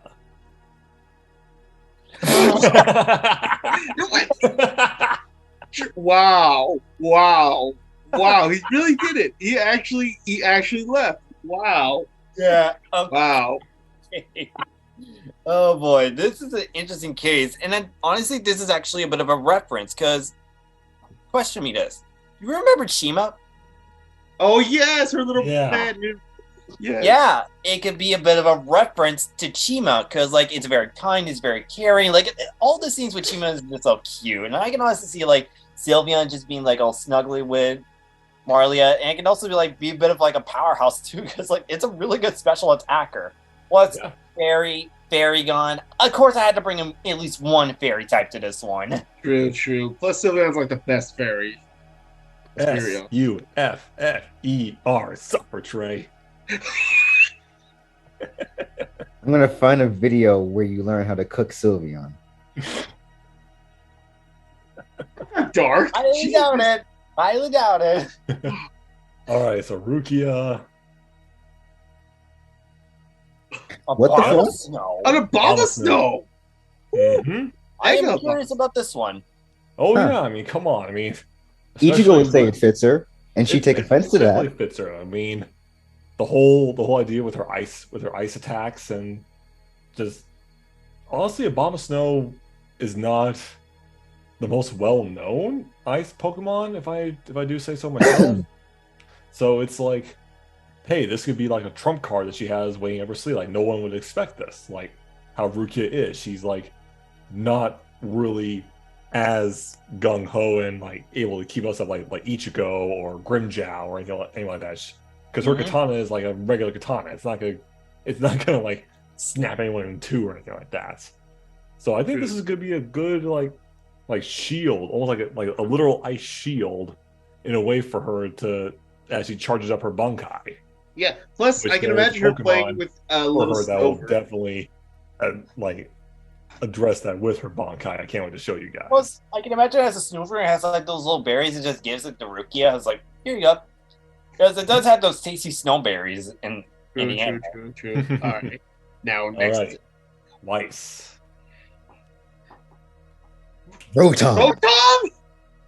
Rotom. You give Now- Rotom next? Ironically works. enough, this you said it works, Nate? Yeah, Because I Rotom, because... Go ahead, Trey. Go ahead. I can imagine Weiss being able to make multiple creations or combine multiple appliances together and allowing Rotom to possess them potentially achieving new forms that we even haven't seen canon proper, because that's Rotom's special ability, being able to possess certain electrical appliances. Maybe even possess Weiss's own armor and improve it in that regard. I don't know. That could potentially would be scary. And also, I can imagine their first meeting being Rotom just fucking with Weiss. And Weiss is like, why the hell does my shit keep breaking or vanishing? And Rotom just pops out, and Weiss just like, you know what? I'm going to catch you just so you stop wrecking my shit. It doesn't work. And now it terrorizes him and Hermit. Oh my god. I'm pretty sure Hermit's going to be like, hey, I got a new prank buddy. Let's prank Weiss. Holy shit, I just realized. They're robots. Yes. And Rotom can possess electrical-based shit. Oh dear. Oh. Trey, don't. No. We're not going to go that far. We're not going that. We're not diving that. Zero's already doing that, Kevin. So yeah, it's true. Nice. All right. Okay. So let's see number 3's Megumin. Absol. Yes, I can see it. Because think about it, Absol's known as for being, kind of edgy like Megumin, but they both have parts of gold. Plus, Absol is a disaster Pokemon. It senses disasters. It tries to warn people. Megumin, in a sense, might feel like he's a walking disaster as well, because all the bad shit that's happened around him, especially with his sister. So I feel like he would take an Absol because, Absol has nowhere to go because everyone keeps blaming it for the shit it's trying to warn. And plus, it's also kind of a reference to his dogs, his dog summit. Totality. Yeah. Yeah, exactly. So Absol will be that. And plus, Mega Absol is literally a fallen angel. It looks like a fallen angel. So Megumin would have that, and it represents him pretty well. So yeah. Oh yeah. Plus, just imagine Megumin walking and like right there, Absol's right there growling, ready to fight. Megumin's just right there petting. It's like not yet. Oh, easily. Oh man, I can only imagine how it would react to when Toto attacked him. Oh, Absol will be like, "You son of a bitch!" I know. I love it. Alrighty, Marlia. Now, next for Marlia is Volcarona. Yeah. Oh no, Volcania. Oh, Volcania. Yeah. Ooh. This is another reference to Marlia's Fairy, because if you remember correctly, it uses like a little bit of like the Magnum stuff and all that. I will admit, I originally thought of Groudon for like the whole magma thing. I think that Volcalion, like, sorry if I keep butchering the name, legendary Pokemon names can be like dumb at times. But I think this one can actually fit like Marlia's theme a bit more, because yeah, even in the movie where it might be a bit underrated, that thing could be quite protective, and I can honestly see that being quite protective of Marlia in a way, similar to like the Boss Mafia. And I can honestly see like the little blasters it has. Yeah, I do have some gun themed Pokemon or like some archer themed Pokemon for her, so be sure to keep an eye out for that. And yeah, okay. Marlia will be a fire type user, as we kind of already seen it. Yeah. Hey, a fire type and an ice type. A fire and an ice type meet together in a bar. They discuss who has a bigger breast size. Well, I think Can we move on? Because it's awkward. Alrighty, Rukias. What's her next Pokemon is Weavile! Oh, Weavile is so cool. Oh, easily. Come on. Like, she has a walking paper shredder for her terrible drawings. Wow. Damn. Kevin, that pot space you made was so good. Oh no, yeah. Weavile, I mean, I don't really know much about this Pokemon, so I can't really go into full detail about it. But it's just, I saw its design, and it could actually kind of fit with Rukia when she's going into her Bankai stance. Just as it's ready to. I could actually think when Rukia does her Bankai and someone is trapped in that ice pillar, Weavile just. Yep. And just slices into bits. And another reference, those claws it has, one swipe from them, instant frostbite. Yeah. Whoa. So it definitely works for the ice goddess of anime. True. So for Weiss Steiner, Empoleon. Empoleon. Okay. I can actually see him winning Empoleon. Yeah, that makes sense, Greg. Great. Sorry, I just got an update on my phone. But yes, I did choose this Pokemon because it's one of the few starters with a Steel type as secondary as well. And plus, I feel like water and a few ice type moves could go with Weiss's whole gimmick. Maybe he uses blue as his aesthetic, so why the fuck not?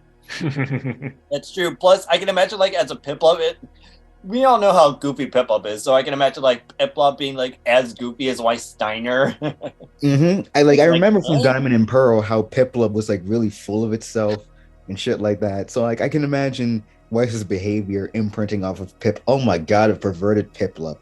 Oh no! Oh no! Hey, can you just stop? No. Can you stop right there? No, this is a Welsh of creativity. Empoleon, freeze that barrier so I can peep at girls. Stop. Jesus Brandon. Christ, man. Alright, next for Megumi is Marshadow. Oh, Yep.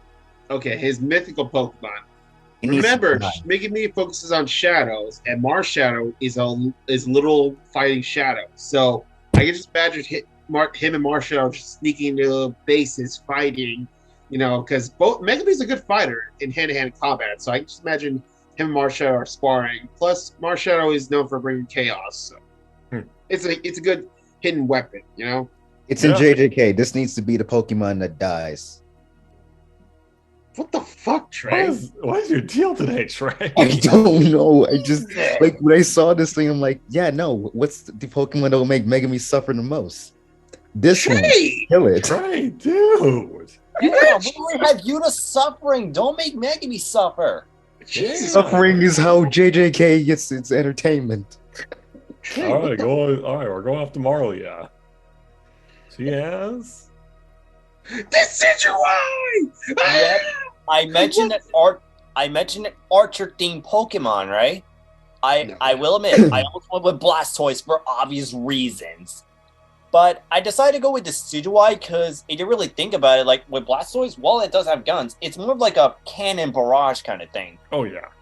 But with Decidueye, it's more of like a marksman. And Marlia is a very good sniper. So I can honestly see them like being good sniper buddies and all that. Plus, I can imagine like as a little Rowlet, it's just like nuzzles with Marlia just like to cheer her up. Oh. And I can honestly like see like whenever like they're off duty, Rowlet just like sits on Marlia's head and is just like snoozing and just like chilling. That would be like Just don't have it eat an Everseed stone like ashes. Look, hey, listen. God will stay in his cute form forever, damn it, okay? Let him stay in his cute form. You cannot deny that Rowlet did beat the shit out of a Braviary, okay? It No, beat the shit fuck out you, of it. Brandon. No, thank you. All right. Speaking of Brandon, it's your turn for Rukia. Okay, Rukia. Milotic! Yes, because it fits so well. I like Milotic. Ooh, it fits. It fits. It totally fits. I mean, and plus, this is also a shout out to my buddy in Tennessee, Philip, who loves Milotic. Milotic is one of his favorite Pokemon. True. So it's like, this one actually just fits in a way. I mean, especially how I can see it kind of like just chilling with Rukia, like around her like a scarf, and when it's ready to do battle, like, let's go. Yeah. Plus, it's Feebas and Rukia have something in common. They were both seen as ugly, disgusting, worthless, especially by like Byakuya. So Yeah. when Milotic evolves, and to an extent, when Rukia evolves, they become beautiful warriors. So, Yep. Awesome. Oh yeah. Symbolism. I had to go with Milotic. Granny, you respect. And Philip, Good job, Oh, Philip. Weiss Steiner? Milotic fan. There we go. Clang. That's I'm sorry. Like, I had to. Automatons, mechanics, Yeah. clang. It's true. Like, I'm not the biggest fan of this Pokemon either, but like, Yeah, it works for comedic effect. Like, Weiss having a Pokemon. Like, can you imagine people looking at Kling, like, looking at Weiss, like, really? And Weiss is fiercely defensive over it. Look, it has its uses. It can. Look, shut up. It has its use. I mean, it's a good special attacker. I'll give it that. True. Plus, it has electric type moves, so maybe it could potentially power his suit when it's on low on power. Yeah. Yeah. I mean, he's Good. You got can help him out with technology and all that. Okay. So, next spot for Megumi. Midnight Like Rock. Rock. Because think about it, another reference to his dogs, Lycan Rock is a beast. I mean, especially Midnight, because it fits Megami. It's all about darkness. So, and it's a werewolf. I think it would be a really good defensive Pokemon, but also very good offensively for a rock type. And I love imagining Megami. You know, he's young, he's carrying a little rock ruff, and with his harsh upbringing, it evolves into Midnight like rock. You know, having that same graphic exterior while also still very protective of Megami. So, yeah, Midnight. Okay. Alright. And also, I think it will work best with his Chimera Shadow Guarding technique. Oh, fuck yes. All right. Oh, Yeah. Marlia, what do we have? Dusknoir. Huh. All right. Okay. Yeah, because if you remember correctly, with Dusknoir, it can be represented as like a bit of like misfortune and all that. And with Marlia back then, it can also represent that. Plus, I can also see that as a bit of a reference to her adopted father, who was like a crime boss in a way. Plus, I can imagine like as a Dusknoir, it's like very protective of Marlia. It's just like whenever it sees like people just like teasing her, like that one character in the show just like constantly teasing and flirting with her. Dusknoir is like, it gives that sinister look, and it's just like, okay, Marlia's off limits. Plus, it could be a Pokemon that no one expects, because Marlia does pull off a lot of surprising stunts in the show. True. I think like when people see her with a Dusknoir, it's like, really? And then Marlia's like, it may not look like it, but that thing packs a punch. Literally, because that thing does a lot of punches and all that. And Yeah. Dusknoir is a really powerful Pokemon and a pretty good tank too. It's underrated, so yeah. It's great. true. All right. So now All next. right. Rukia, and I think I know the next one for this, and you guys know for a damn fact I had to go to Rukia. Piplup! Like, you don't give her an Apollyon, you give her Piplup, and I love it. Yeah, because I had to go with the starter, and also, for God's sake, I think if Rukia doesn't want to draw Cappy the Bunny one day, I think she can draw a Piplup. And like A really crappy showing off her Piplup. showing off her drawings, like. Is that supposed to be a Piplup? Like you can hear Piplup's pride just shatter the moment he sees Rukia's drawing.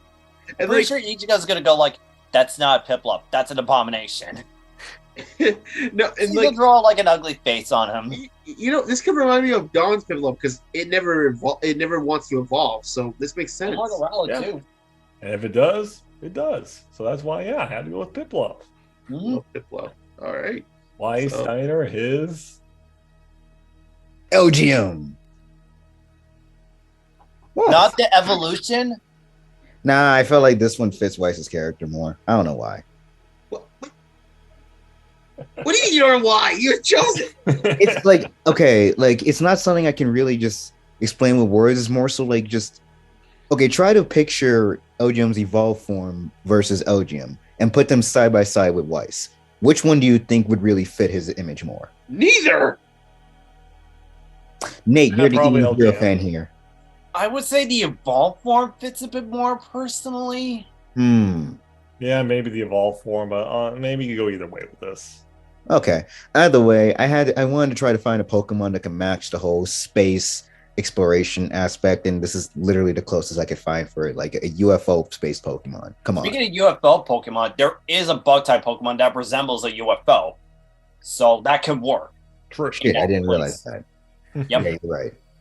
Damn it, why didn't I make Weiss a bug type themed character? He could literally terrorize the shit out of Shiki If for you that. needed help Yeah, that's for true. that part, Trey, you could have asked me. I know the other Pokemon.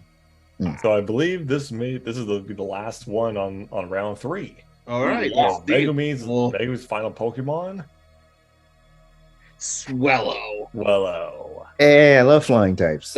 Again, it's a reference to his huge vulture-like creature, and plus, Swellow is pretty much a dark creature of the night. So I just imagine having one on his shoulder, just always on the hunt. Always watching out for curse bearers.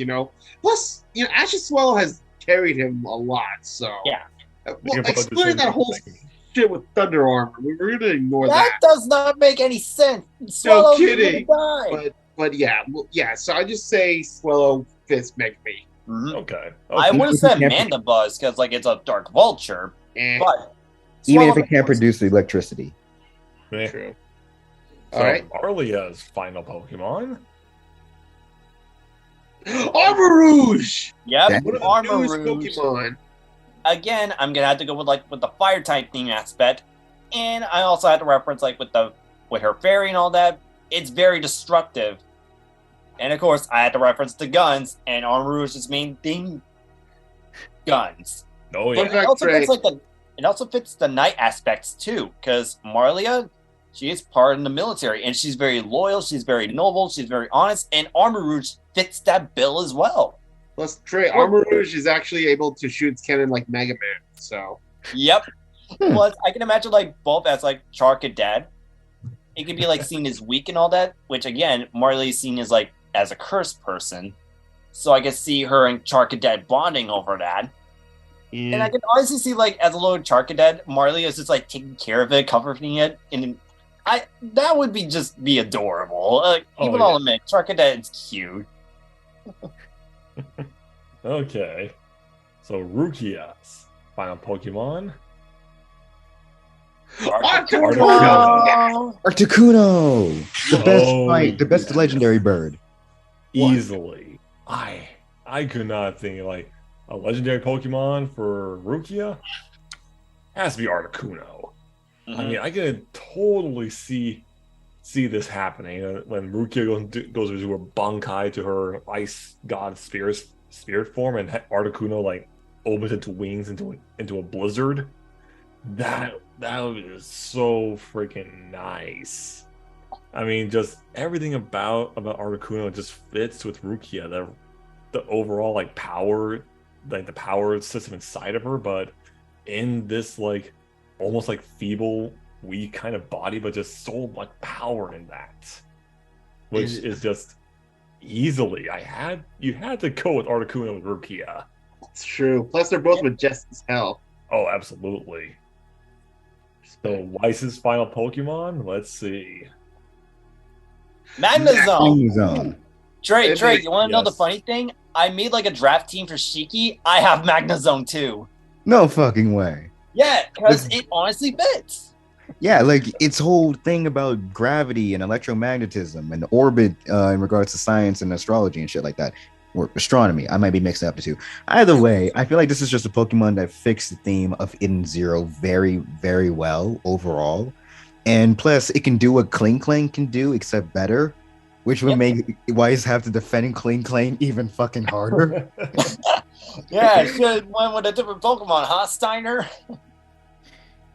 It has its uses. I just It don't know has what they are yet. But yeah, no, Magnezone, just a cool electric steel type, is very useful in combat. I love the Pokemon personally, and I would just like to give it to my favorite character out of the Eden Zero main cast. Fair. Okay. Nice. Respect, buddy. Well, let's. Yeah, This is the last one for round 3, so Yep. So round Round 4. four. We're halfway done, boys. We're halfway done. almost there. So let's see who we got. Oh, yep, for my choice. Alrighty. Diane! Yes. All right. Okay. Better see some good ground types. Nina. Oh, Damn. Nice. Is it an nice. all-female one? Is this an all-female round? Wait. Let's see. Hell yeah! Yeah! girls' night out. Let's go. Damn. Damn. All Alrighty, females. let's- That's so cool. Let's see what you got there, ladies. Homura gets his first draft. Mega Gallade! Yeah!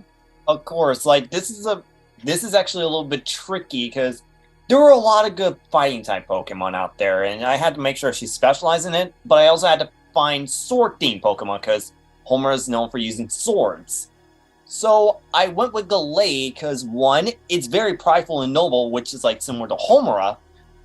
And secondly, the second type aspect, I did this in a reference to Shiki in a way. And it can honestly work. Plus, I can honestly see both Homura and Gallade getting like into sparring matches with each other, even like operating like some of Homura's mannerisms, being blunt in a way.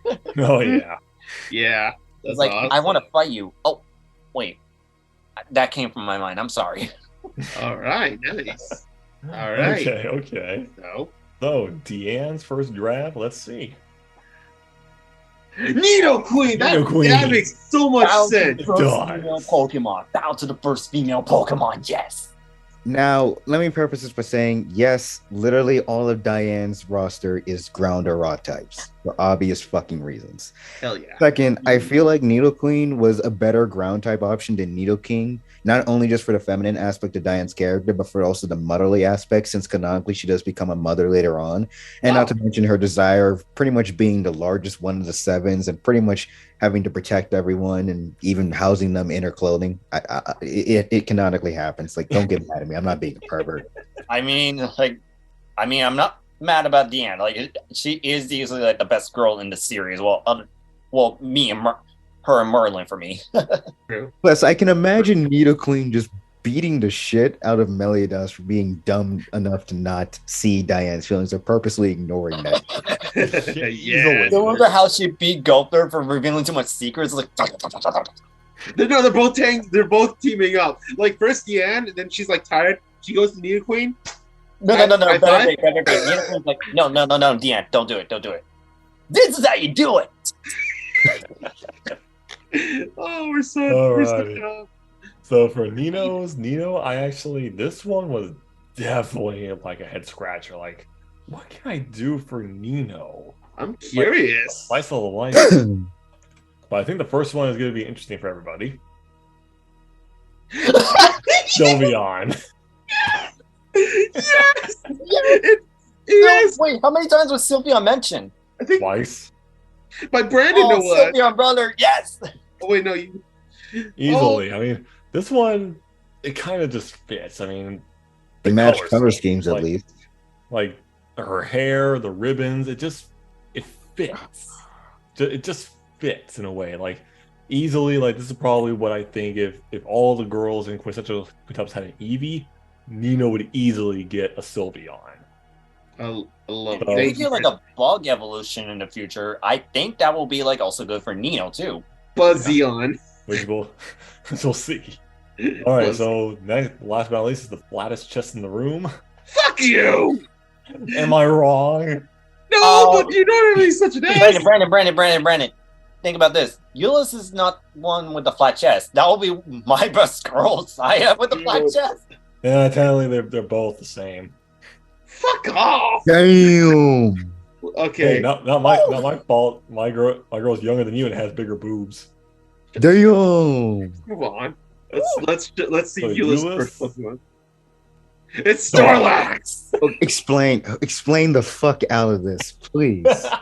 In my head canon, the reason Euless' country is suffering a food shortage is because of Snorlax. So you're telling me she kidnapped the Snorlax that was eating all the food? Yeah, but also it's because I've noticed Euless has been shown to have kind of a big appetite, especially for burgers. So I feel like Snorlax kind of represents that. Also, I feel another thing, a kind of funny thing. Snorlax he's big, but he has a good heart. It's like Euless, like she has this big ego, but deep down she is a caring person. So I feel like that would happen. Plus, I can imagine the kids in the orphanage in the back of her home, like, they're just jumping on Snorlax's belly while he's sleeping. Oh, I easily. can personally imagine that Euless would never want to bring Snorlax out, like, ever in a battle. Maybe it could be like a trump card in a way, because Snorlax, again, it's a very strong normal type. No. Fuck that. She's embarrassed of the Pokemon. She doesn't want people knowing she has one. No, like in the Phoenix Fest stuff, all of a sudden Snorlax comes out like Snorlax, and Euless Reesfield just brought out Snorlax, and then they just saw like the opponent brought out the attack to Snorlax, and just Snorlax just. Oh sweet! I don't have to look at Sylveon anymore. Get that cancer out of my face. Oh my God, sakes, Trent. Jesus Can we play Small Violin for you? No, just give me a gun. No, it's you want to rain a salt? Violin. Look, I'll pour salt on my Sylveon platter. I'll eat it. No, I'm pouring the salt all over your wounds. Okay, let's move on. Alrighty, Homer. Alolan Bolt. Alolan Ninetales. Oh. Yeah, and if you really think about it, Homura's Overdrive. It's a Fox theme. Oh. Also, Alolan Volt Ninetales is fairy type. Wait, Nathan. Mori X Homura, please? Morigin and Homura. I can approve that. Okay, with Homura having a fairy type? That's the question. No, it's because he has Ninetales, but yeah. Again, the first Fox Pokemon that came to mind is obviously Ninetales. I almost went with the original one, but I decided to go with the Alolan form for that reason, because it's like it does have that like mysterious vibe that Homer had early on, and it definitely has that like charm, beauty, and people can agree that Homer is one of the most beautiful girls in Eden Zero easily. Plus, I can see that like being referenced. I can just like imagine like Ninetales just like try like to use like the little mist and fog thing just like to cover up Homer for like, oh shoot, close got damaged. And then just using the mist to hide Homer was like, thank you. So dumb. Easily. Dumb, but it fits Eden Zero. All right, Diane, what do we have? Onyx. Oh, not Yeah. Steelix. Base Onyx. I mean, base Onyx is fine. Yeah, I mean, like, I went for a rock ground aesthetic, so, like, obviously I would choose this one. Plus, it ties into her abilities not only to manipulate the earth, but how she also burrows her national treasure, her hammer, into the earth. We could have Onyx, like, burrowing into the ground because that's a part of its data sheet and shit like that. Or maybe even constricting and capturing targets so she can hit it with her hammer like a nail. Another reference to that. Remind me, Deanne's symbol animal is a snake, right? Oh, I think so. Yeah, she is the sin of envy. Ooh. So Yeah. So Onyx, it really fits. Mhm. Okay. So yeah, now that we got the teasing Trey moment out of the way in the first slide with mine for Nino, this one now we're going to her actual style of what I'd see her maybe for a Pokemon trainer is this. okay. Vivillon! Oh, Vivian. Mm-hmm. Aw. Yeah, we're going Underrated. with a bug type for Nino. That makes sense. That makes a lot of sense. No one in Because Quintessential Quintuplets is afraid of bugs, is there? no. No. Cool. So I mean, I just feel like this design just works for Nino. Like, I mean, come on, like Nate and Kevin know like her ribbons are like butterfly ears. Oh yeah. So Like- I think this would probably be her like the one that she has out the most because she thinks of this as probably something that she can hold on to, like it's like a part of her. That's true. Like, Yeah. imagine That or Vivian just Butterfree, always too. like latching onto her head like every time. And like Stop it. I know you like it, come on. No, I'm pretty sure like she'll be okay with it if it's just her and Vivillon, but in public it's like, don't embarrass me. Yeah. I said don't embarrass me. Alrighty, Euless. Ooh. Delphox. Delphox. Okay, That's a that starter. works. Okay, remember she's known as the Bloomhelm Witch. You know, she's a witch of fire. So what Pokemon kind of represents that? As much as it makes me want to throw up, it's Delphox. You know, like I can imagine Delphox is kind of like the one as it breaks it teaches Euless more about magic, and eventually that's how like it evolves to Delphox, and Euless and it kind of become, you know, a duo. You know, plus I can just imagine like it's kind of like the one that kind of calms Euless down when she has outbursts. Like, Easily. no. Plus, Fennekin is a very elegant and noble Pokemon. And honestly, like, fits Euless' theme, elegant and noble. I can honestly see Delphix though being a sort of pseudo kind of mentor type figure to Euless as well. That's what I just said, Trey. Shut up. I like reconfirming stuff. All right, so Homura's next choice. Hey, one of the legendary swords. What's it called? Yeah, one of the legendary swords. What was it called again? Virizion, if I remember. Yeah, Virizion. Yeah, Virizion. Yeah, it was a little difficult to figure out which legendary sword to go with. I almost went with Keldeo, but I think Virizion actually kind of fits that little, again, elegant theme a bit more and like kind of like a calm nature to it. Because I dig out like some of the females in Eden Zero, even though Homura could be like prone to anger and temperament, I think Virizion represents Homura's calmness the most. And I can honestly see that as like a bit of like a mother figure in reference to her mentor, Valkyrie. Like when Valkyrie stepped away, Virizion is the one that also teach Homura how to use the sword. Because if you really think about it, the sword trio in Black and White, they're basically mentors to Keldeo. Okay. So yeah, I can also see that as like a bit of like a mentor to Homura, but also represent like Valkyrie in a way and her maturing. Not bad. Not bad at all. So, Deanne, what do we have? Gigalith! Yes. I love that Gigalith. Pokemon. See this. I should have evolved that Boldor. Yeah, it should be. You should have used it more. Thank you. But in addition to not only literally being made of rocks and minerals, one thing I noticed is I think it's according to its game data, in that it can, and also in its moveset, in that it can absorb energy through its stones to empower itself, similar to how Diane can absorb magic through her staff rod. So yeah, I based off of that similar concept, and like I said, rock and ground types. This was pretty much the easiest. Diane was literally the easiest character to find Pokemon for. Come on. Yeah. That's fair. Okay. Can you imagine her and Roggenrola like meeting and they just headbutt each other? Just use stronger. Yeah. That'd be cute. You would kill that Pokemon. True. So, Nino's next choice is this. Scizor. Scizor. Ooh. Yes. Mega Scizor too. Yeah, pretty much. I mean, because Scizor, as we know, it is honestly it is a badass evolution. Granted, though, yes, like Nicholas said, it's weird how it loses the blade because it's meant for like scissors, but it has no blade for it.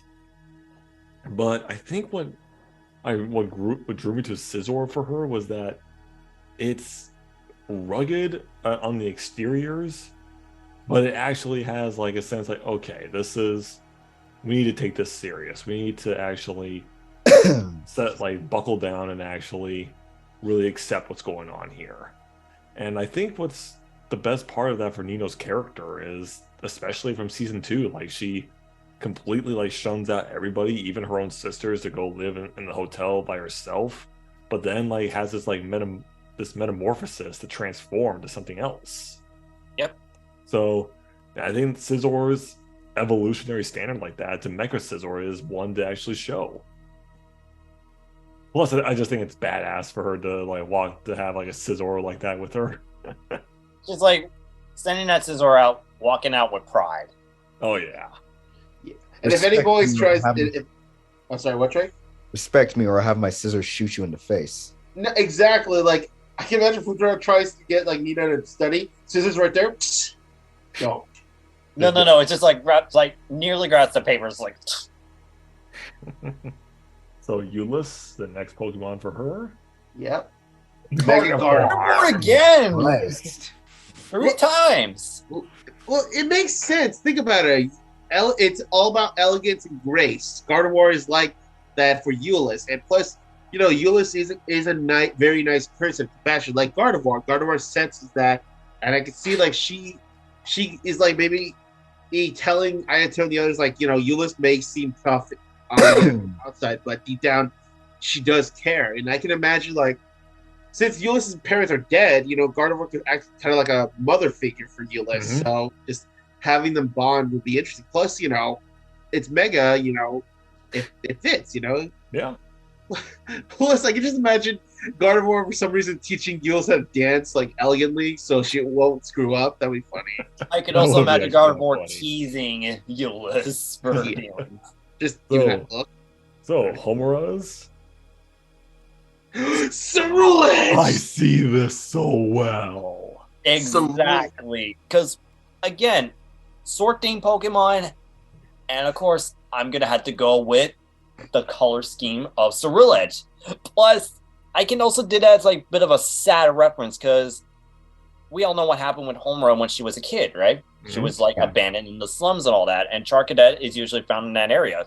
So I can honestly see this as like one of her first Pokemon. Like it's seen as like shy, meek, weak, doesn't know how to like to speak out for itself. But as a but after being adopted by Valkyrie, it becomes more open for itself, even in awkward and funny situations. And I can see that like being one of her strongest Pokemon, like being like one of the most powerhouse Oh, out of all yeah. her It's a team sister. members. That is Okay. fair. Okay. I said Homer gets a sister. That's cool. Yeah, dude, Ceruledge, like, Trey, it's a unique move is Phantom Blade. Pretty much, when it damages an opponent, it takes half their health. And heals it. So, Deanne. Torterra! Torterra. That makes so much sense. Oh, Uh-huh. absolutely. I mean, Deanne's a literally walking mountain. Exactly. No, and no, of no, course, a walking Torterra, continent. and you have Torterra serving more or less carrying around a giant ass tree, while also canonically, apparently in the game data, serving as a home to many different creatures and forest animals that like to inhabit trees and shit. So Mhm. yeah, she has a Pokemon that can understand bearing the weight of her comrades and others on her shoulders, literally. Not to mention, it's also representative of being, I think, the world tree in certain myths, in certain cases. Yeah, yeah. That's just what it's theorized to be. But yeah, for a starter, I chose this one because it's a ground type. It fits Diane.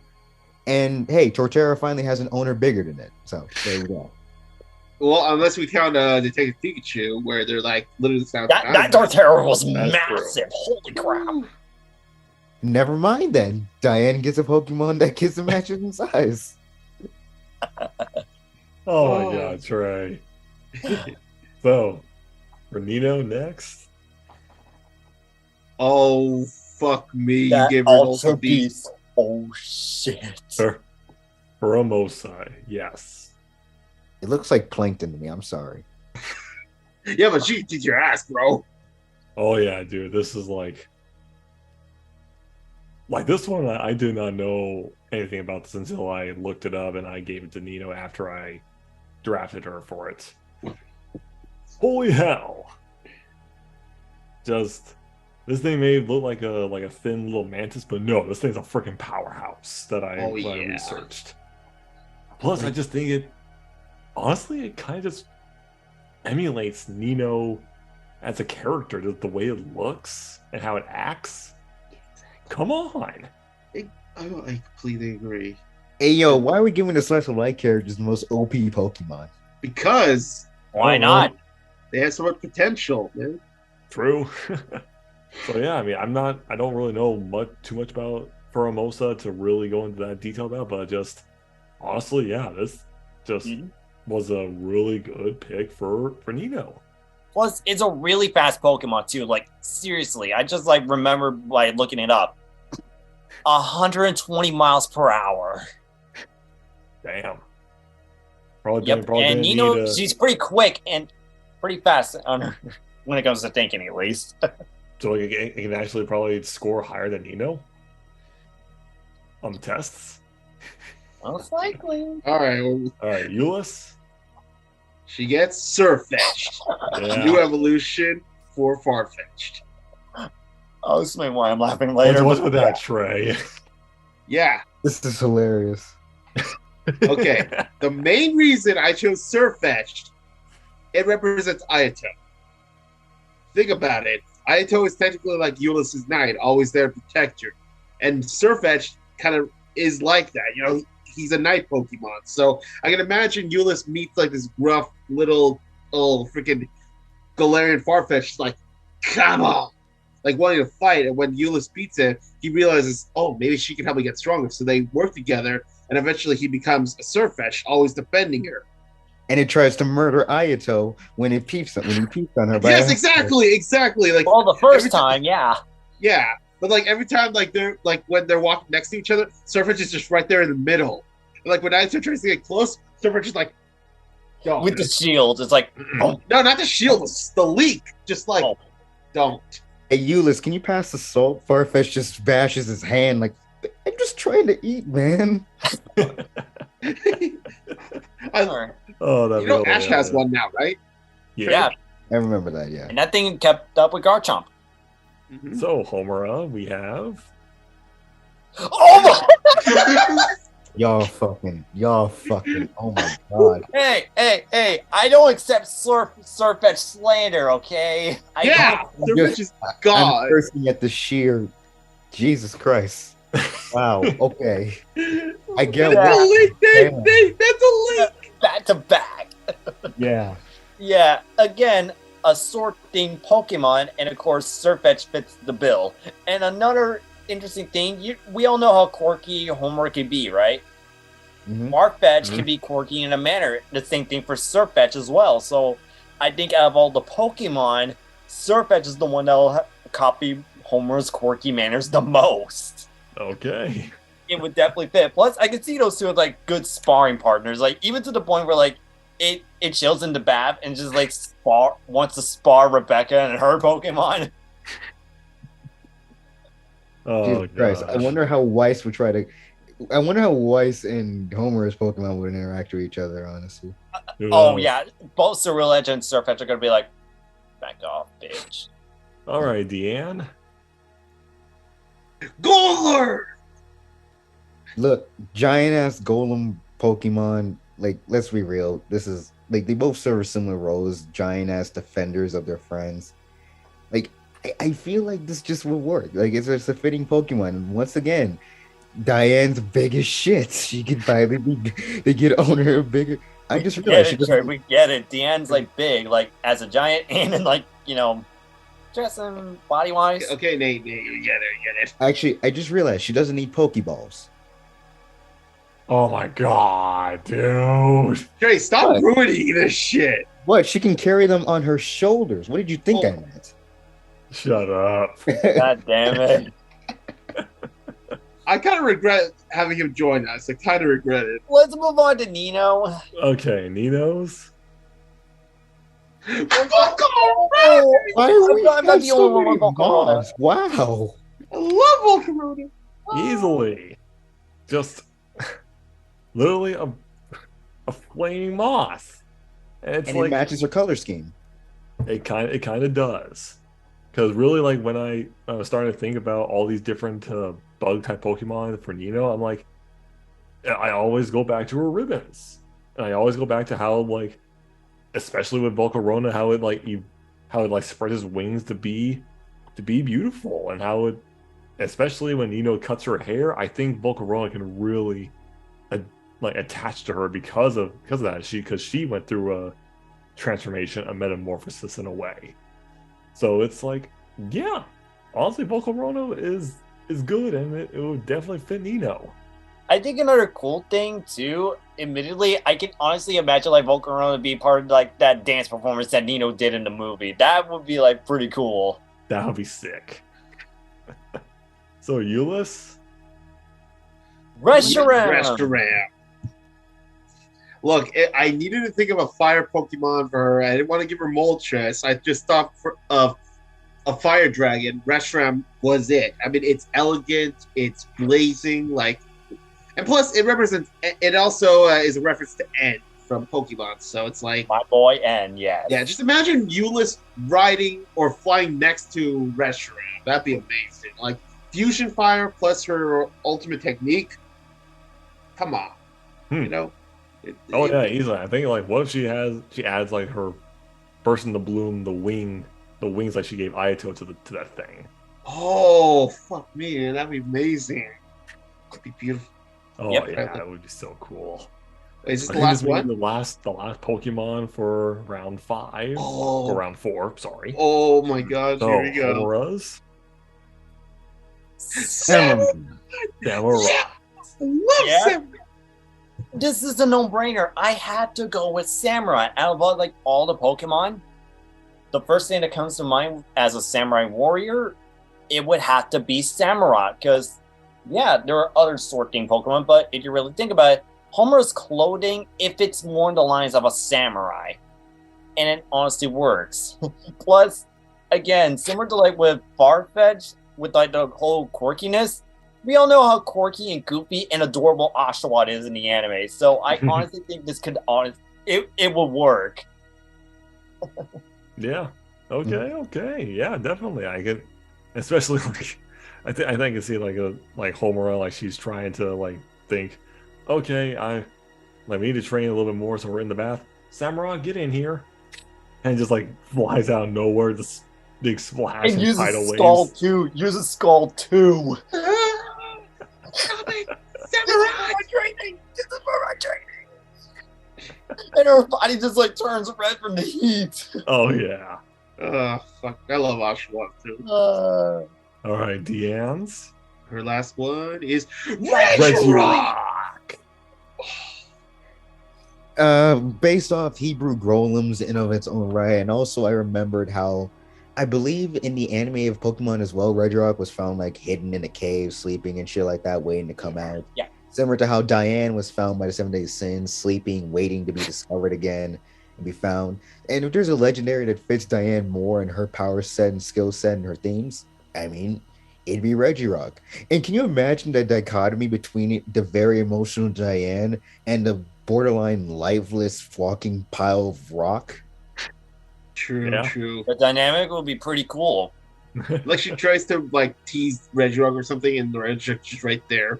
And what's really funny too is how adorable Diane looks and how she wants to look even smaller and more adorable. And all of her Pokemon are pretty much just giant, big as shit, terrifying golems. That's hilarious. And they could be cute at times too. It's just try to be cute.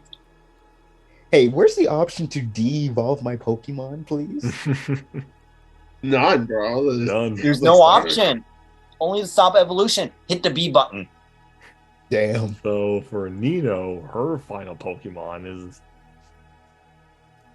Orbeetle. Great. This is the UFO themed Pokemon I was talking about. Nice. Oh, it looks like a ladybug too. Yeah. Orbeetle. A better ladybug Pokemon compared to what we got in Gen 2. I really want to kill it. Ladybugs are supposed to be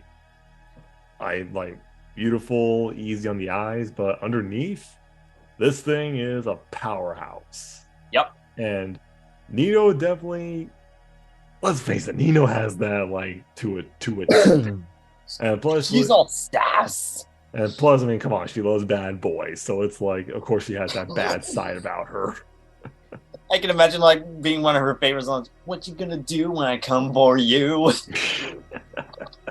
Oh my god, I can actually see that. You're welcome. So really, yeah, this kind of fits with Nino's how she is exterior wise, but also her interior motivations and everything. So that's why I feel bug Pokemon like this one is probably the best thing to give her in this last one. Oh no, I agree. All right. So the last one for you, Liz. Serena. Yep. All right. The reason because Euless can be a little sassy, so she needs a sassy Pokemon. I can imagine her finding a Bounce Sweet, as a child, happy. She has Steenie, who's also happy but also motherly. Serena, she's just right there as a little assistant, but she's also snarky. When she sees Ayato, Serena and Sirfetch'd are just on Ayato's shit, just no, she's too good for you. You know, and just I just feel Euless would also have to be careful around fire, but Serena is okay with fire as long as Euless is a burner. So it'd be a funny dynamic they'd have, Yeah, no, definitely. So yeah, this is probably a really interesting round 4s. And when we come back, we'll be taking a look at the last 2 rounds for this. Right. We'll be right back with this, guys. I'm excited. Are you hyped? I'm hyped. Alrighty, everyone. So we're in the home stretch. These are the last 2 rounds of the night. Let us see who we got. Ooh. we have Inuyasha from me. Yay. Oh, nice. And Shin. Shin from Yay. 86. From my list. Okay. Kotetsu! Tiger. Yeah, Alright. Tiger Money. And next, for the last but not least, Polnareff. JoJo. Ooh. I can't believe he actually has a JoJo character. Silver Chariot will clean house. Alrighty, It's so so period.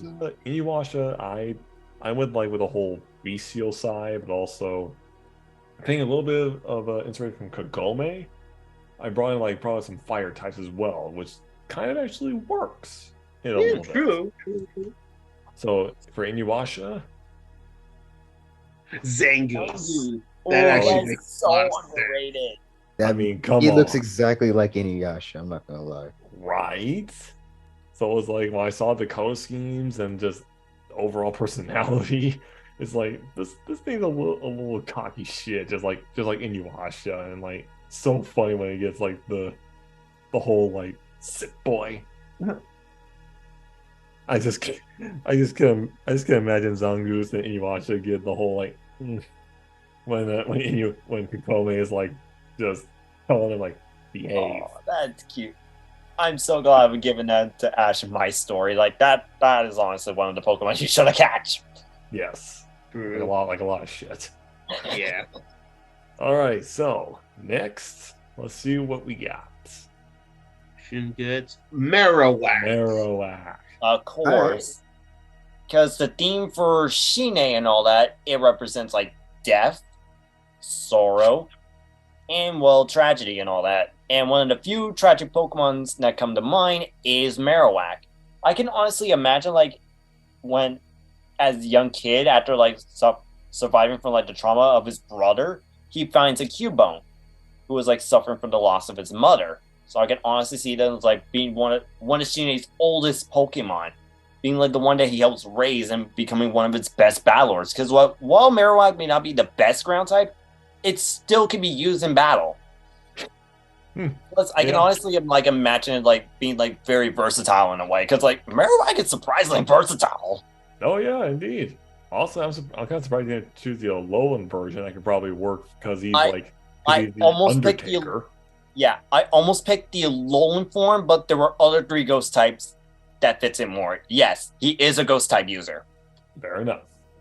Alrighty, let's see next for Wild Tiger.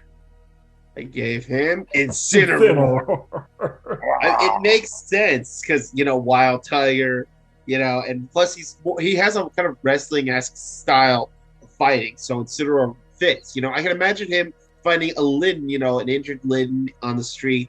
He takes it in, and when he's starting to become he's in his superhero phase, Litten kind of gets inspired, evolving Torracat, and eventually Incineroar. Imagine them both posing for advertisement, just like I'm pretty sure like Barnaby is gonna be like, that is just so weak, and then Barnaby just poses with his main Pokemon. Yeah, it's just like it'd be cool. It's just funny, man, to me. Oh yeah.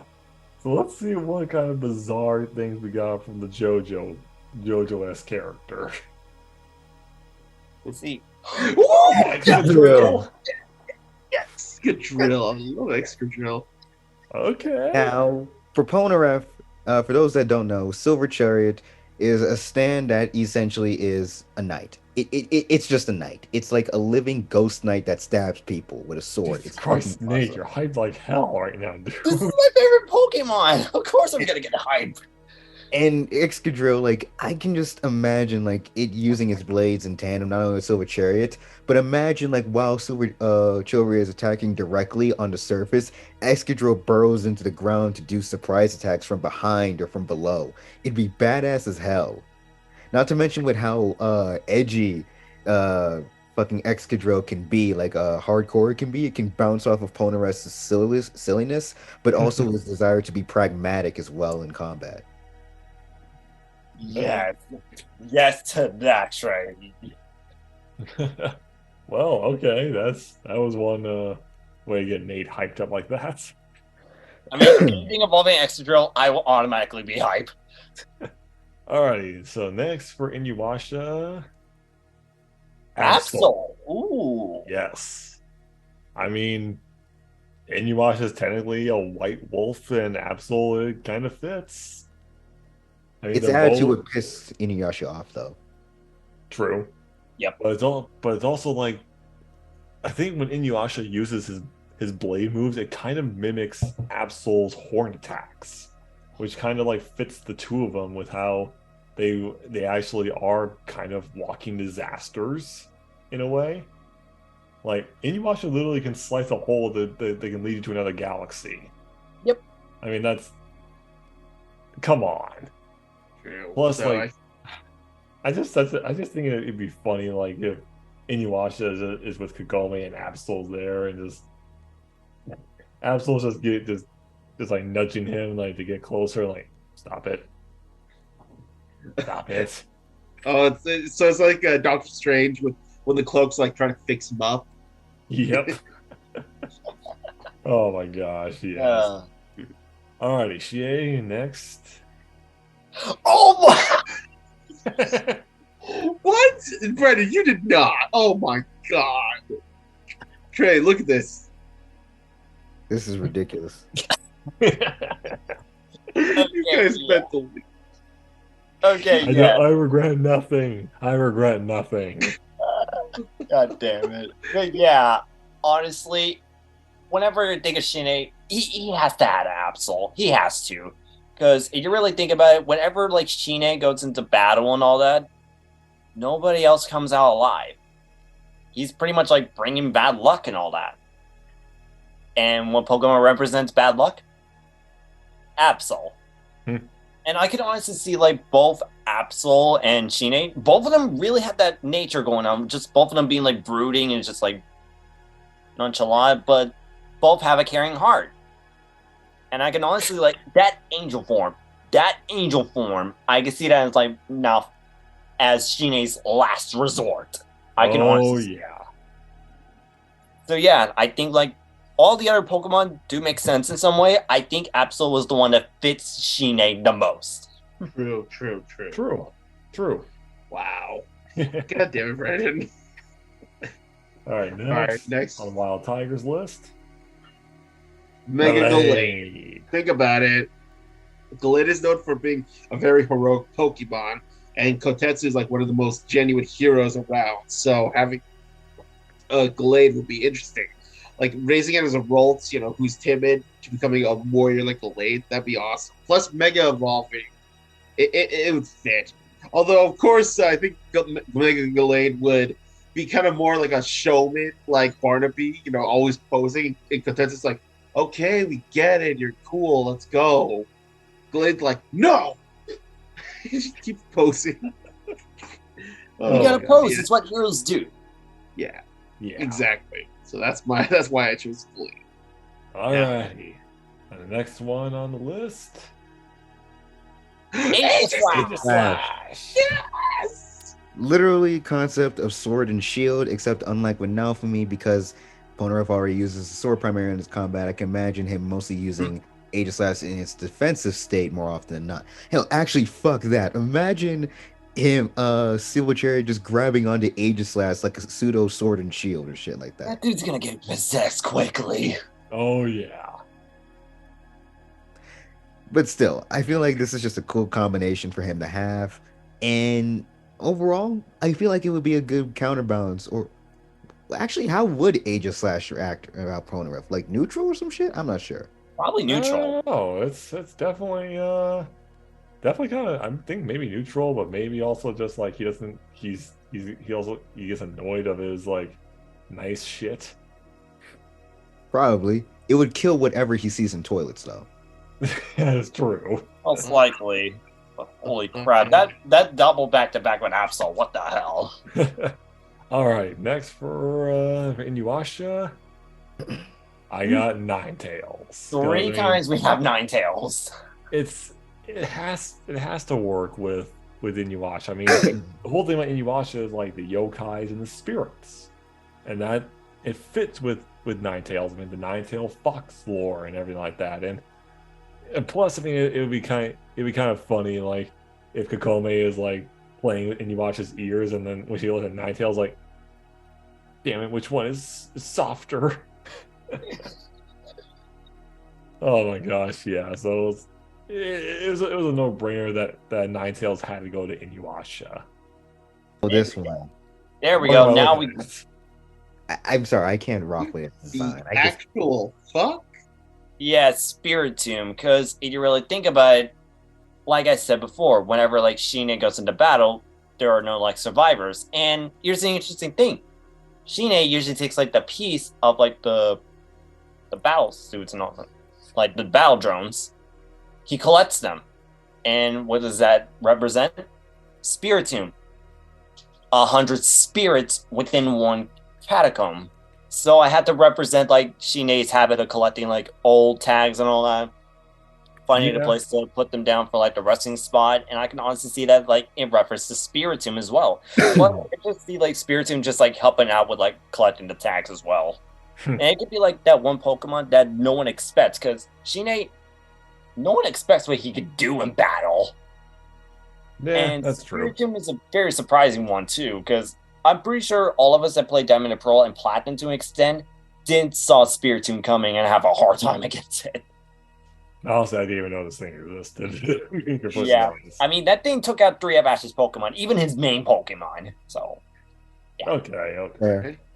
All right, so Mr. Wild Tiger, we got Machamp. Hey. Yeah, I mean, think about it. Kotetsu, he can pretty much do an ora, with Barnaby, being able to punch like at a fast pace. So, of course, Machamp would be with him. Plus, it's kind of also a small reference to Rock Bison, his best friend and sparring partner. So, I just imagine like Machamp and Kotetsu just like sparring with each other. Though in the end, Kotetsu just has like a bunch of black eyes. Like, did you really have to go that hard, Machamp? He's like, it's meant to get you stronger. And he's like, God damn it. So yeah, it'd be a cool Pokemon to have, And plus, Machamp's like classic. True. Mm-hmm. All right. Polnareff. Let's see what we got. Scyther, not Scizor. Nope. I chose this one particularly because I went for a sword aesthetic. So like Scyther. Oh, yeah. Okay. Yeah. All right. Like, it's literally a flying sword Pokemon. Like, it can literally fly around and cut shit up for Polnareff. It'd be fucking dope. Not to mention, I can imagine, like, this would probably be Polnareff's favorite sparring partner to practice with, if anything. Hell, I can even imagine it being one of his earliest Pokemon, really, like when his sister was killed and shit. And this is how he used to get around the world, hunting for the fingered man and shit before he met the main JoJo gang. Oh, can you imagine him saying, "Hey guys, since Joseph keeps getting us almost killed in transportation shit, why don't we just fly with my Scyther?" Yeah, that would be kind of hilarious. But yeah, no, simple Pokemon. Simple. Oh yeah. So next thing I have for Inuyasha is Talonflame. Ooh. Yes. Fucking yes. I mean, this goes hand in hand with like the whole thing with this is what I mean by inspiration from Kokome in Inuyasha's life. Just like how she has her arrow power to be like literally a flaming arrow, and then we saw that with Moroha and Yashahime. Talonflame like easily can like have that like the combos that you can think of with Inuyasha and his sword with Talonflame's like Phoenix Fire. It's like, yeah, like this thing can totally freaking work with it. So I mean, it's pretty simple in a way, but I think it's something that's really, really keen on how Inuyasha would really function in both power and fighting. So that's why I say like Talonflame is perfect for him. Mm-hmm. So Chie. Ooh. Typhlosion. Yep. This is a bit of like a weird one because honestly, there were a lot of starters. I don't know which one to go for. But I decided to go with Typhlosion for this one because it does represent, like, if I had to sum it up, it represents like battle prowess. Like Shine, he has a lot of battle potential on the field. And I think Typhlosion represents that raw power that Shine has. And we all seen Shine kick butt before. Like we saw him go against his brother and during that final battle in part 2. So crazy. I can honestly see like Typhlosion, like the more flames it has, the more fired up and more pumped up it gets. It's fitting. Oh yeah, absolutely. Right. Oh, now what do you think about the Talonflame right here for Inuyasha? Pretty good. Yeah. Fits. Alrighty, Wild Tiger's next. The fuck is this, dude? It's Lopunny. Look, it's a reference to Barnaby, okay? Not Cinderace though? Well, I already have a starter. Why'd you give him the sexy bunny though? Because, like I said, it's a reference to Barnaby, all right? Okay, better than Dixerby though. Better than Dixerby. Yeah. Now you can just imagine, like I can imagine it as a Baneri's happy that Kotetsu took her in, but when it's a Lopunny, it's pretty much saying, "Get your act together, Kotetsu. Be a good father. Come on."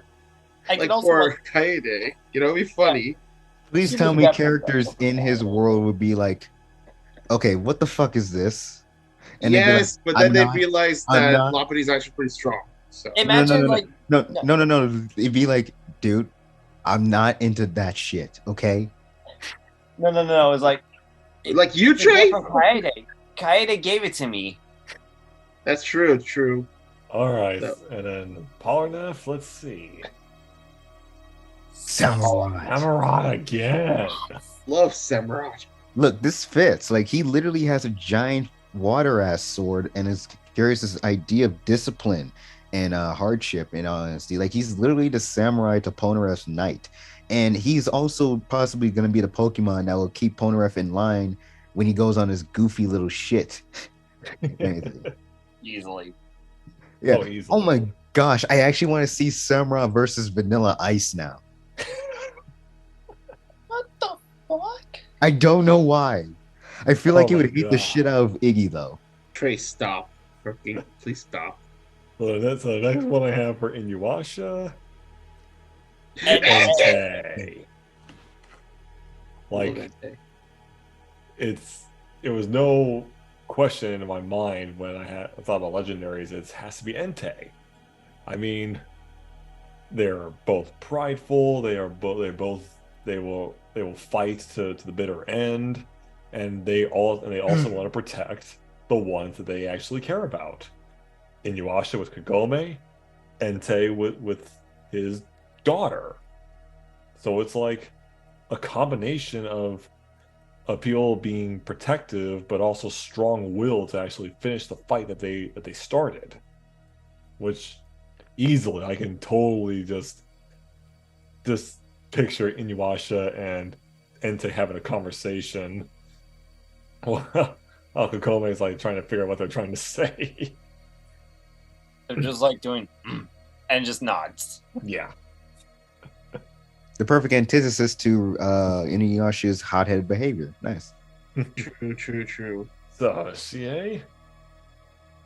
The fuck? Giratina. Yeah.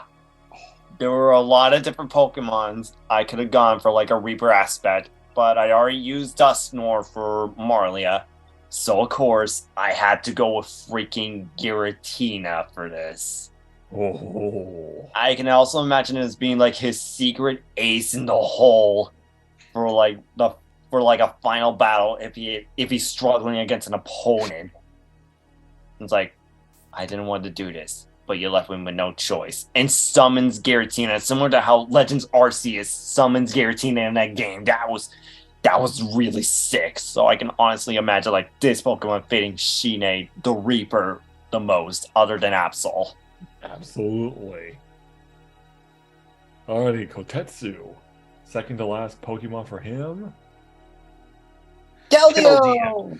Sword of Justice. I know, like most of the Swords of Justice are kind of ass, but Keldeo is like one of my favorites, you know, because he's literally some warrior of justice, always trying to fight. Trey, what the fuck is that face for? You're mute. Muted, dumbass. Just keep going. Don't worry about it. Wow.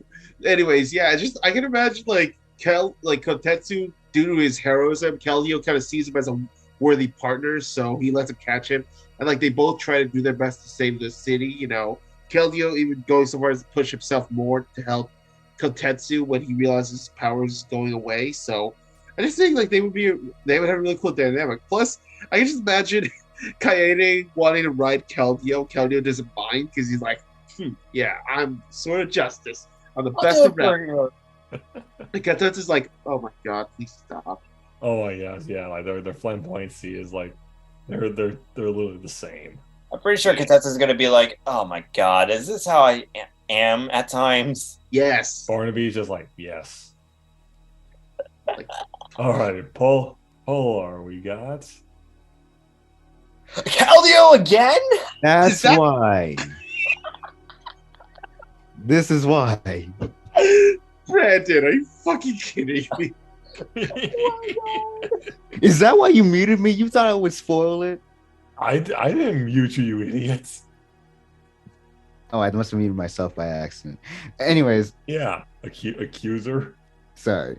But yeah, no, a knight must always have a steed to go along with it, of course. But yeah, I also feel like it also embodies the whole, if out of all those Pokemon, this is the closest thing to a knightly theme that Polnareff can actually match. Because like literally Polnareff is just a giant ass reference to the Princess Bride. He's literally the Spaniard except French. Let's be real. Yep.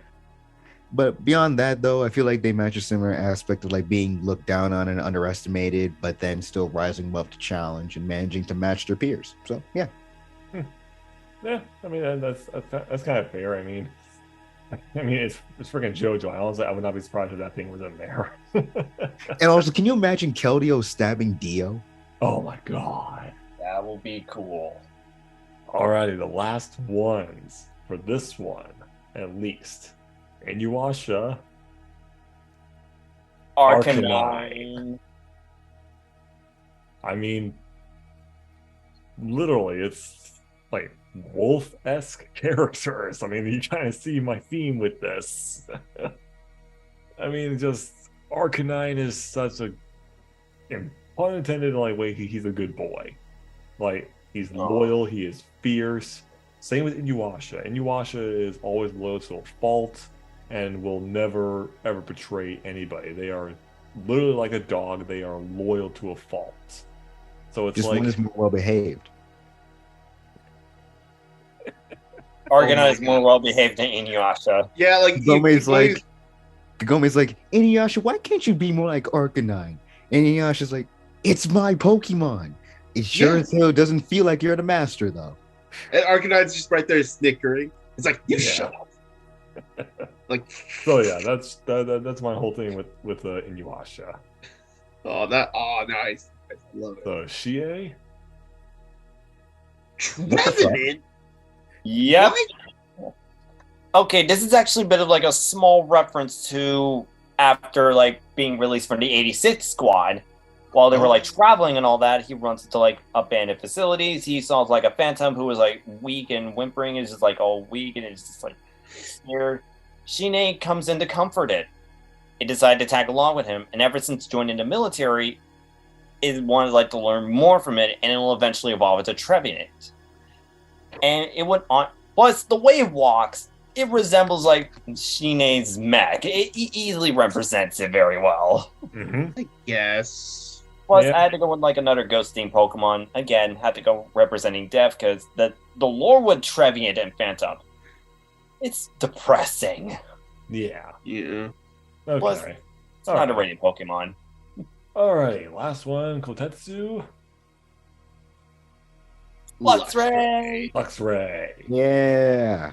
I just think like Luxray kind of represents like Kotetsu's never give up attitude and loyalty, you know, because he's always loyal to those he wants to protect, you know, whether his daughter, his friends, you know, his partner. Just, I feel like Luxray kind of embodies that. You know, it's like a fallen star, but it's like Kotetsu. He's a fallen star. People don't really respect him anymore because he's not a really good hero. But now he's risen up. So Luxray kind of represents that. Also, I love Luxray. He's one of my favorite electric types. Yeah, you know, it definitely kind of fits Kotetsu a little bit. Yeah. All right. Now All let's right, see. last one, Polar. Bishar! Yep. Once again, I chose a very sword-esque Pokemon style character, and once again, another with a very samurai-esque theme, like Samurott, except this is a lot more blatant and direct. Like, it could easily be seen as just a direct counterpart to Silver Cherry, and probably one of his more directly combative Pokemon at the very least. I'm just now noticing, despite being a very emotive character, I chose a lot of Pokemon that are very serious and stone-faced for Ponaref. It's pretty dope. Oh yeah. Okay, guys, we are near the end. Round 6. Very last one. Here we go. We have Kirby Tokusaki from Day Alive. My best girl, yeah. That picture. Trey. That's Why- not. Why did you choose that picture? He's so derpy. Suguro Geto from Jujutsu Kaisen. Oh, fuck that guy. No, the original Geto, not Kinjaku. Ah, whatever. Okay, Fuck. still though. Potato, potato. Oh, Yotaka Ayano Koji. Yep, Koji from Classroom of the Elite. on my list. And my last one, Oh, Cornell from Danmachi. So, Damn. let's get this unique slides done. Let's see. Kurumi chooses. Decidueye as their Fuck. starter. Okay, look. It's part ghost type, and Kirby could be technically either considered a dark or ghost user. So I feel like this would fit her aesthetic. Plus, you know, she's pretty much a person who watches from a distance. You know, like we know her shadows.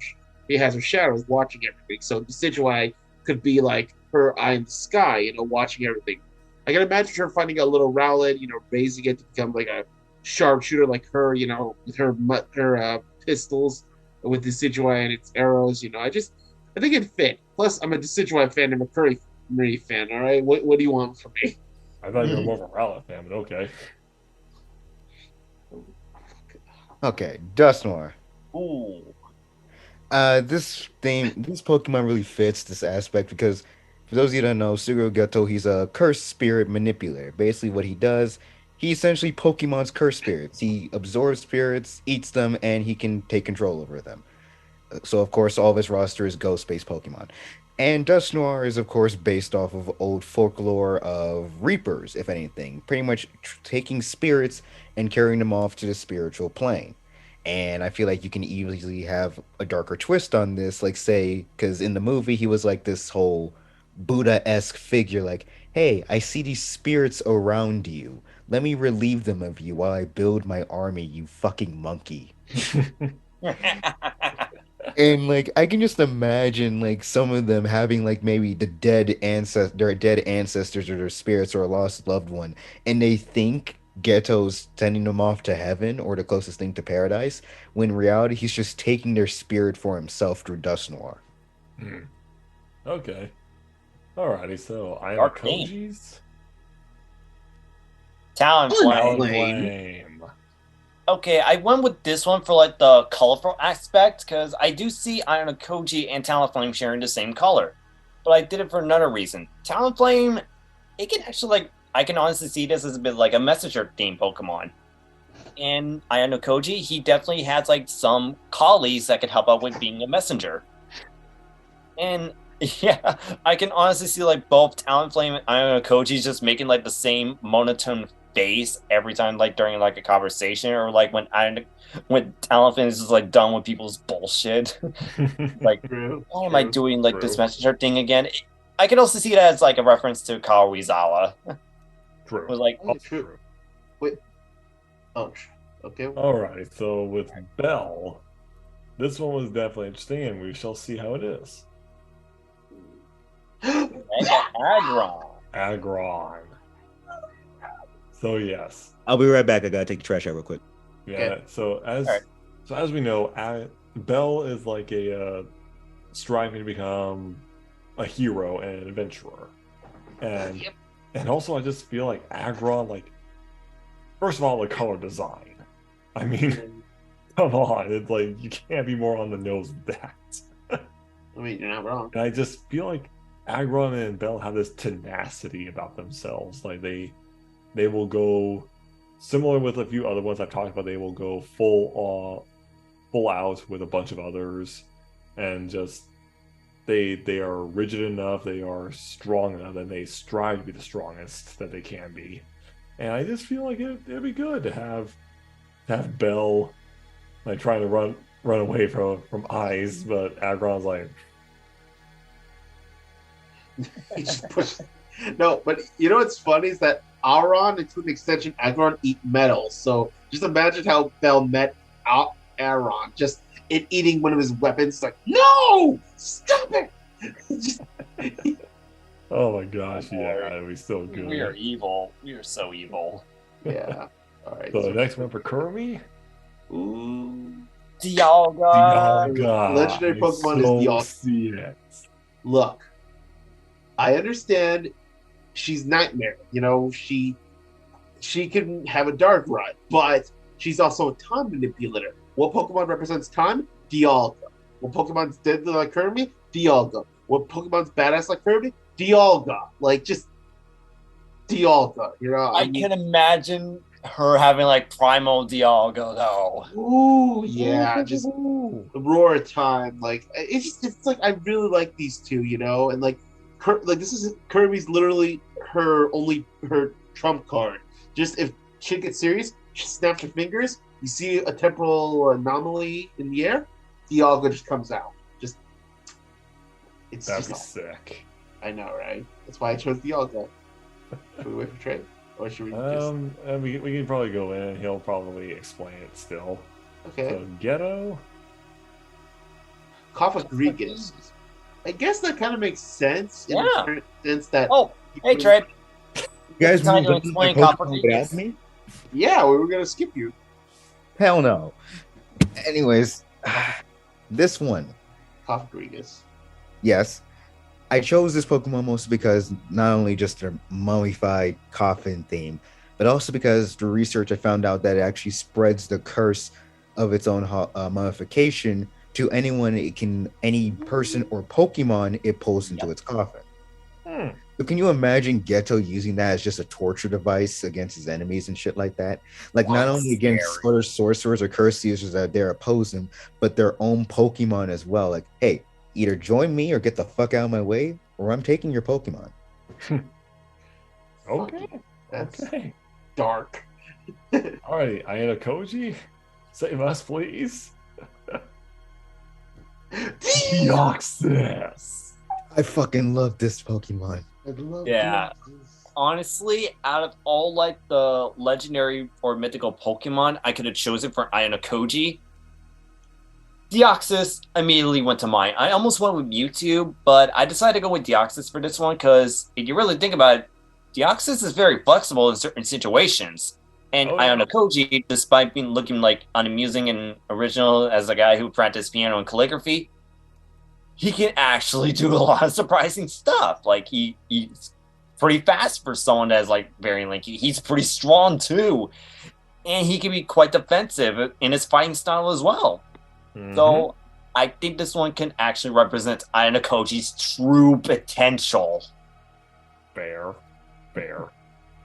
All right, so for Belle, Zekrom. Zekrom.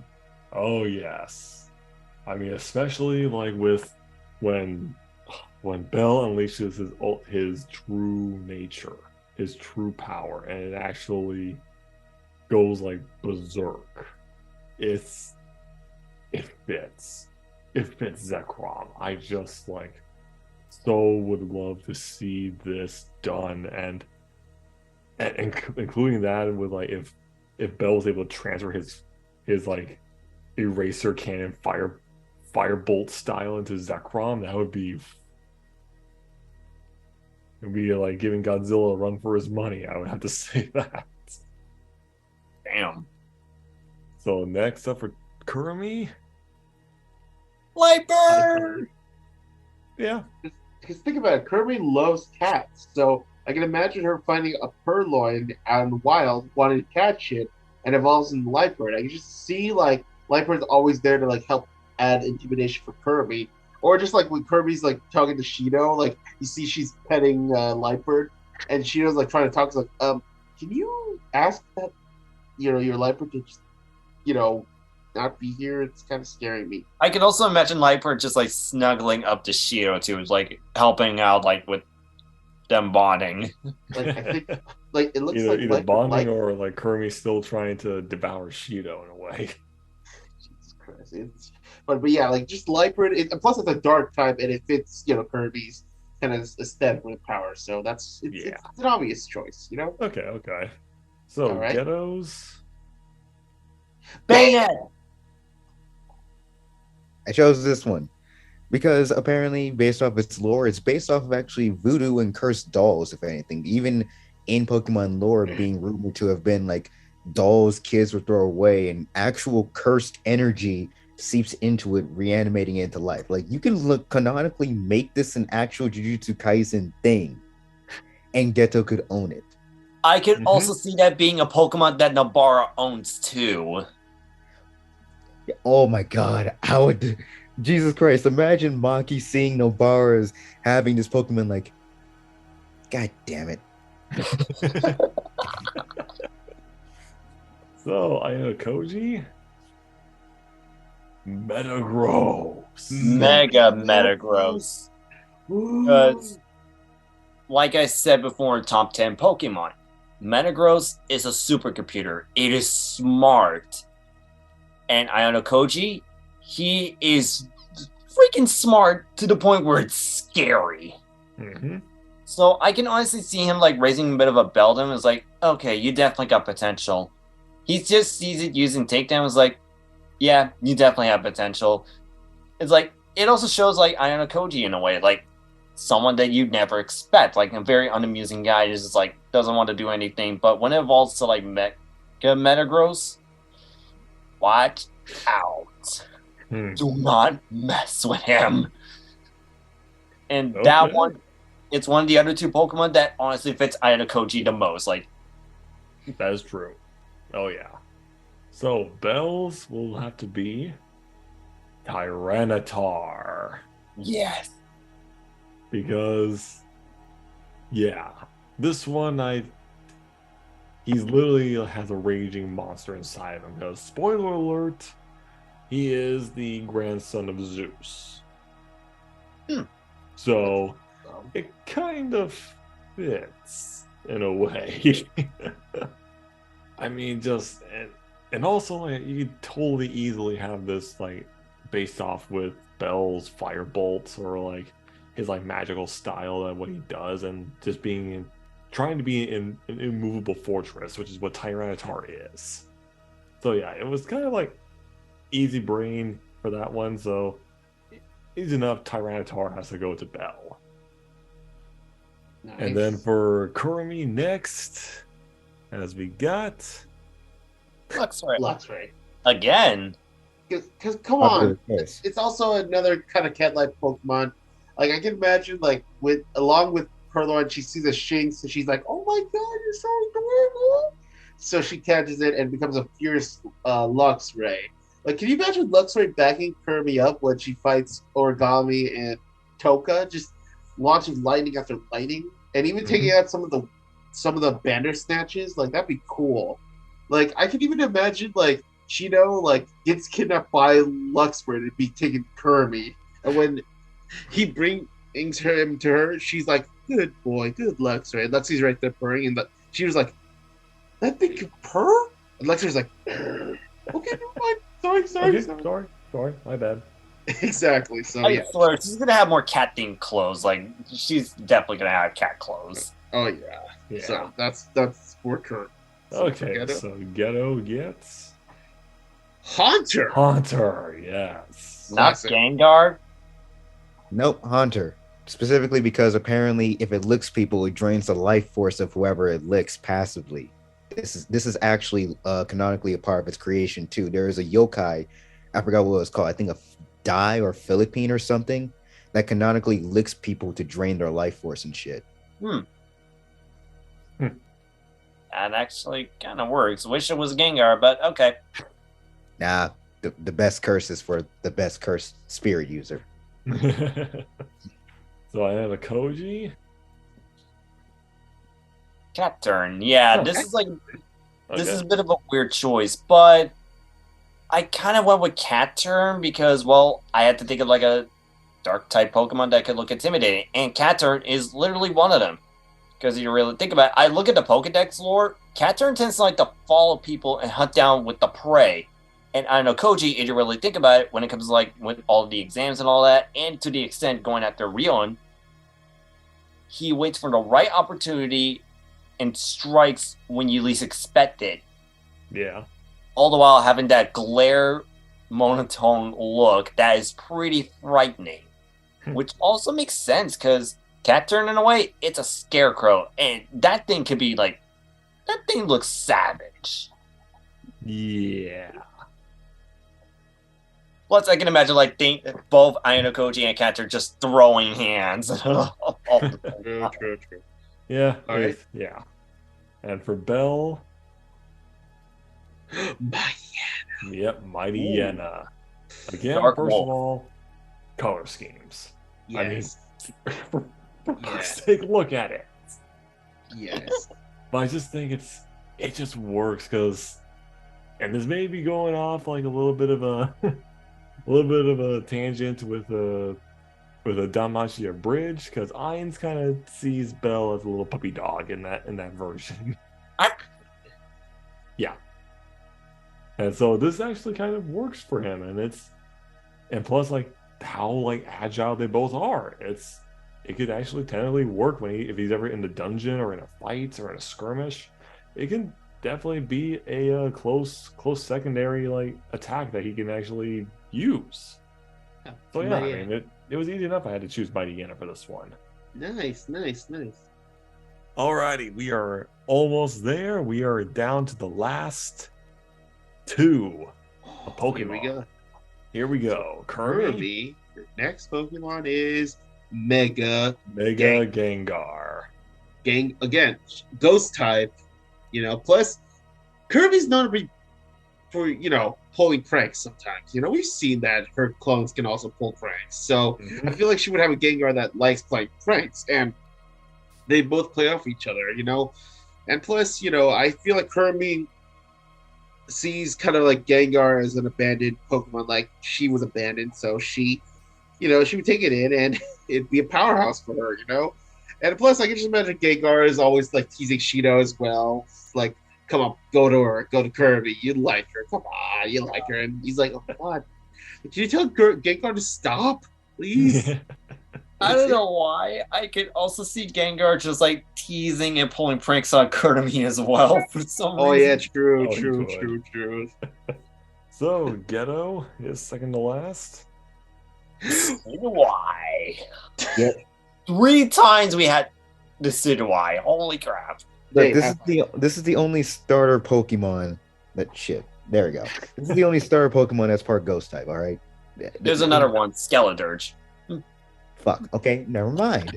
Either way, I chose this one. Also, it has some supernatural ties as well.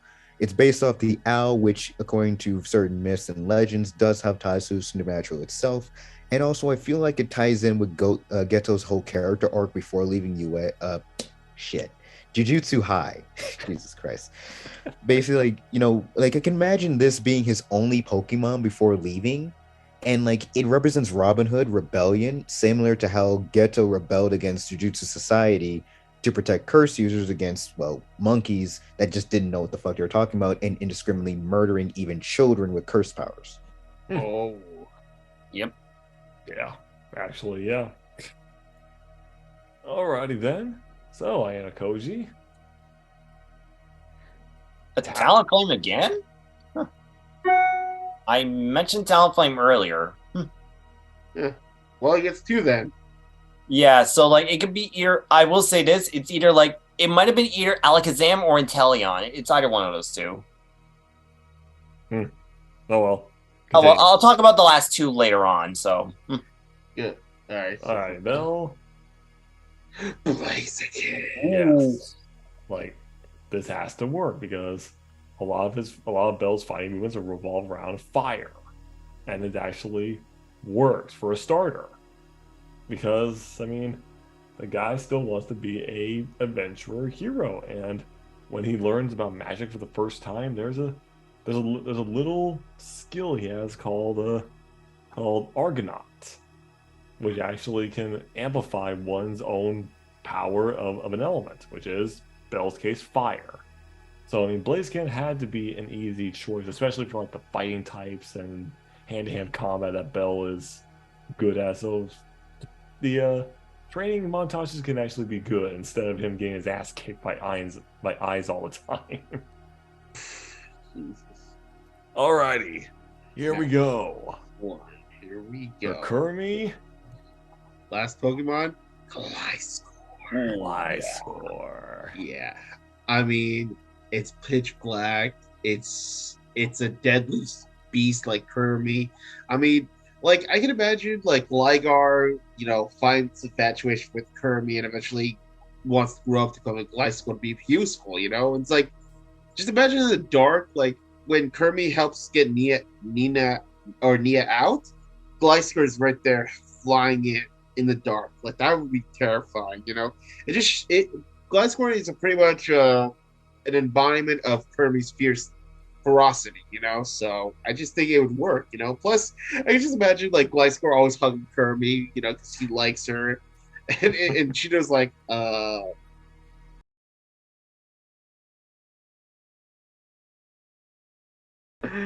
my god, that's hilarious. What did you type in? Either way, okay, we're just gonna end it right there because we're running on fumes and I'm getting kind of tired. Yeah. I did mention like the last two Pokemon for Kiyotaka, so that's good. It's fine. And I still have fun with you guys. This was still like a fun thing, even though it got a little iffy towards the end. So I was thinking of Sylveon. So yeah, we'll probably do this again with like video game characters like we were talking in the background, maybe like next year, and maybe try to figure out a better way to do this. So in the end, we'll see you guys in the next video. Night.